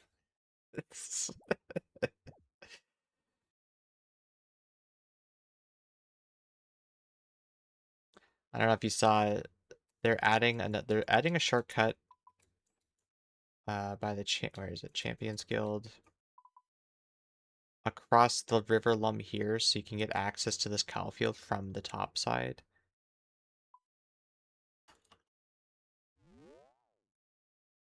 I can't wait. I mean, at this point, I've already done the beginners, but there's still I get that clue sometimes in easies, so it'll be nice.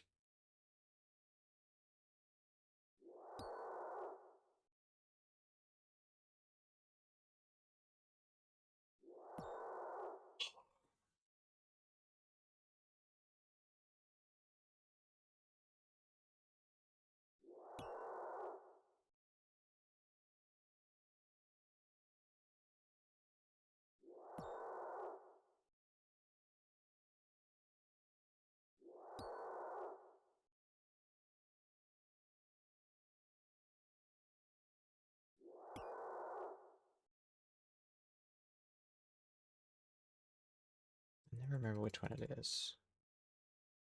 It's the west one, isn't it?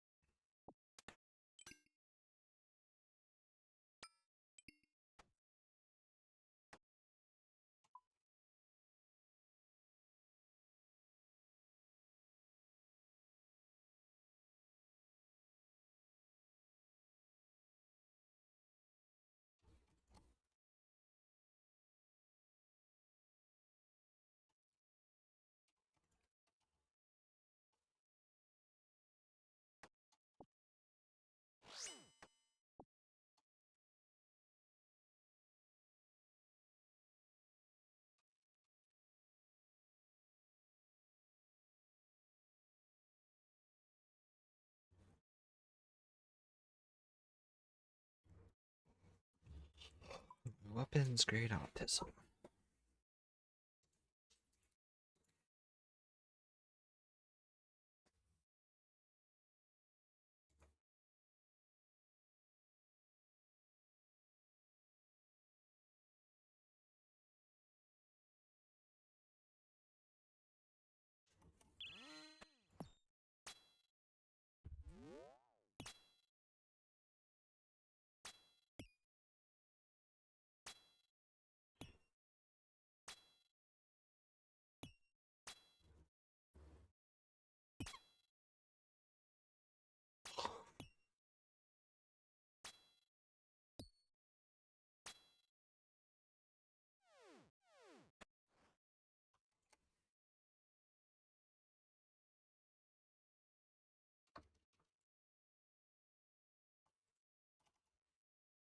For a moment, I had a thought like Dust Devils. Ew. Oh wait, that's right. This is a Sherlock set. Never mind.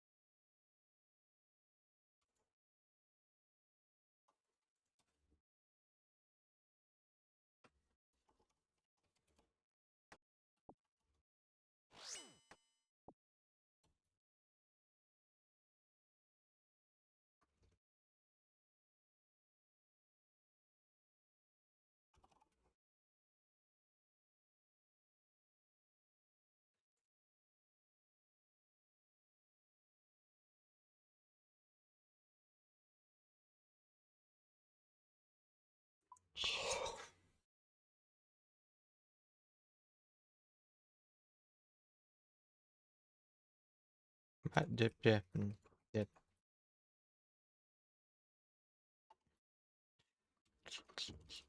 Rain thought we were on a farm run. Of course.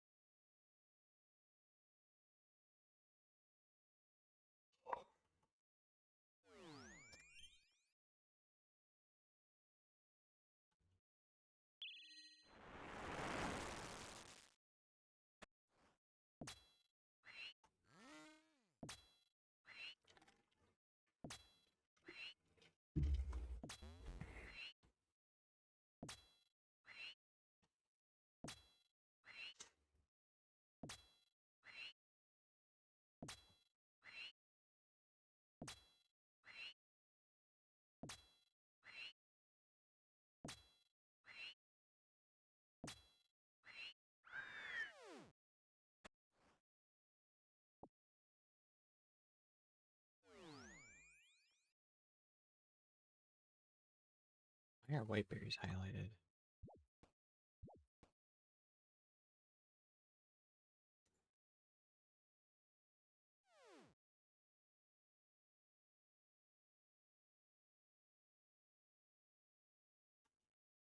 Why are white berries highlighted? That's weird.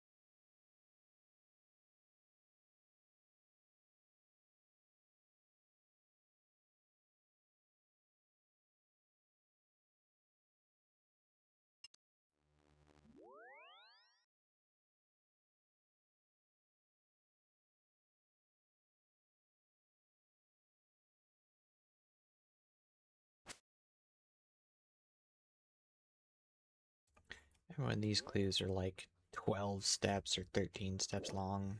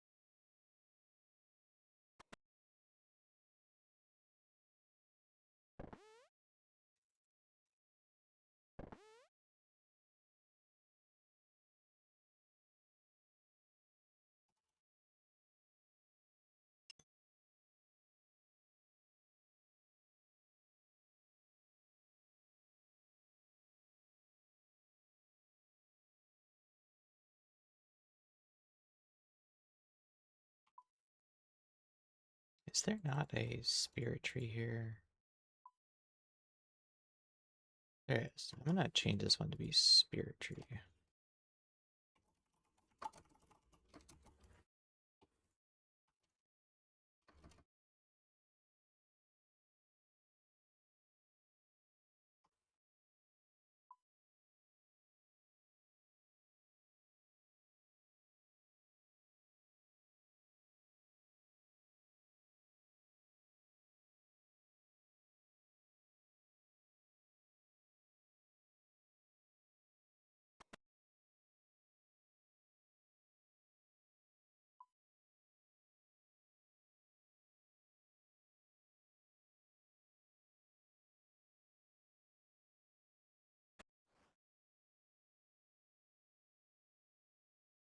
Time for your call. It's a quarter after.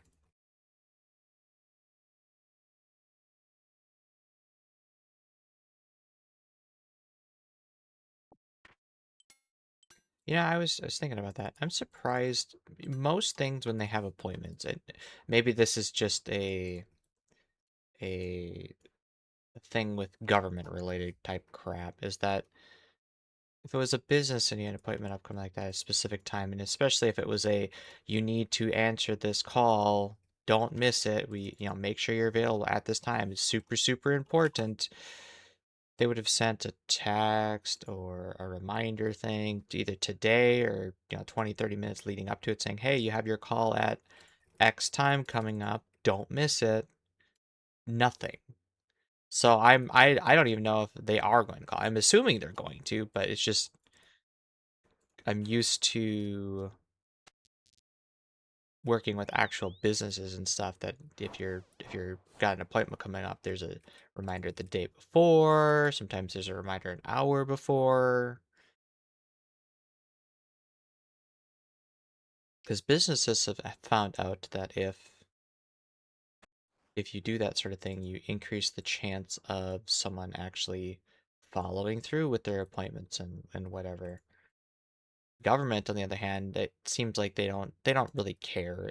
If you miss it, it's on you. It's your fault. They would rather you not bother them anyways, and the less they have to deal with people, the better.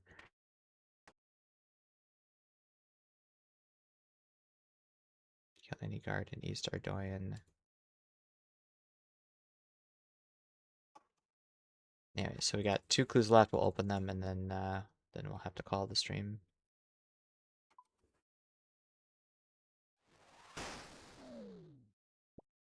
I did not mean to steal from that.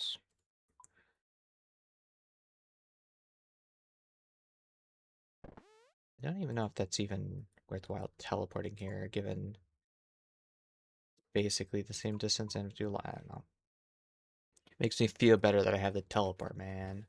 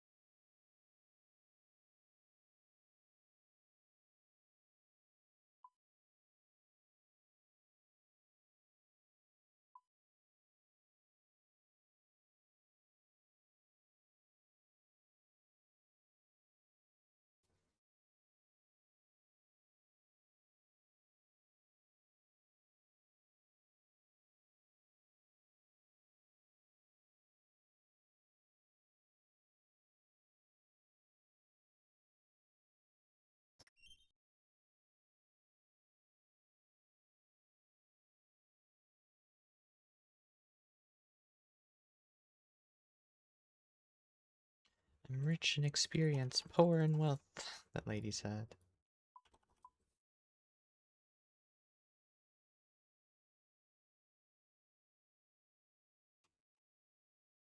Uh,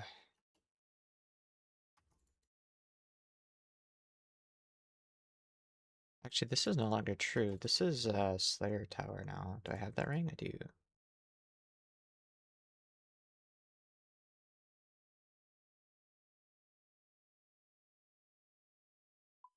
Or if I constrain E, yeah.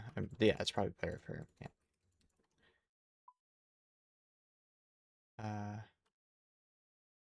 Nexus E. But that's what's okay. Trust my notes, man.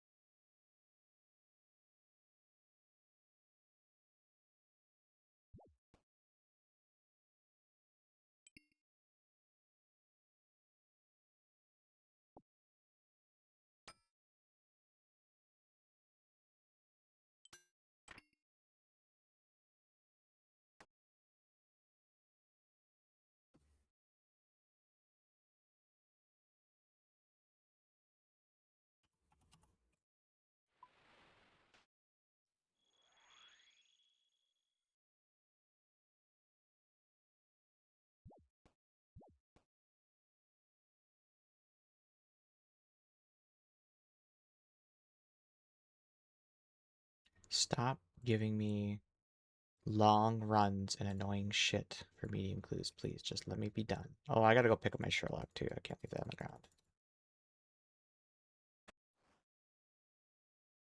West of West Brimhaven. Run, run, run as fast as you can.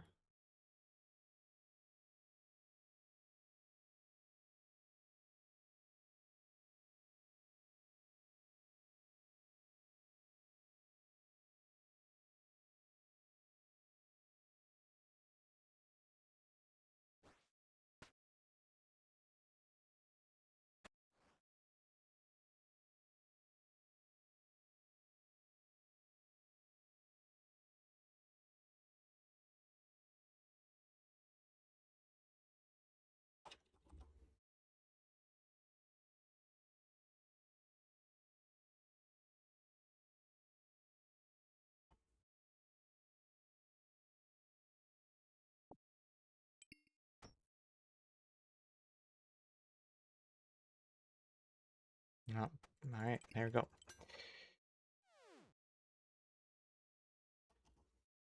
Oh, shit. I'll go drop that off in a sec.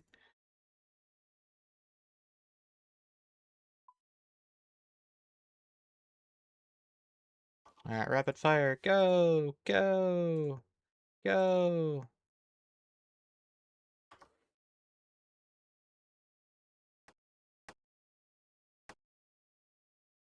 Elites, go.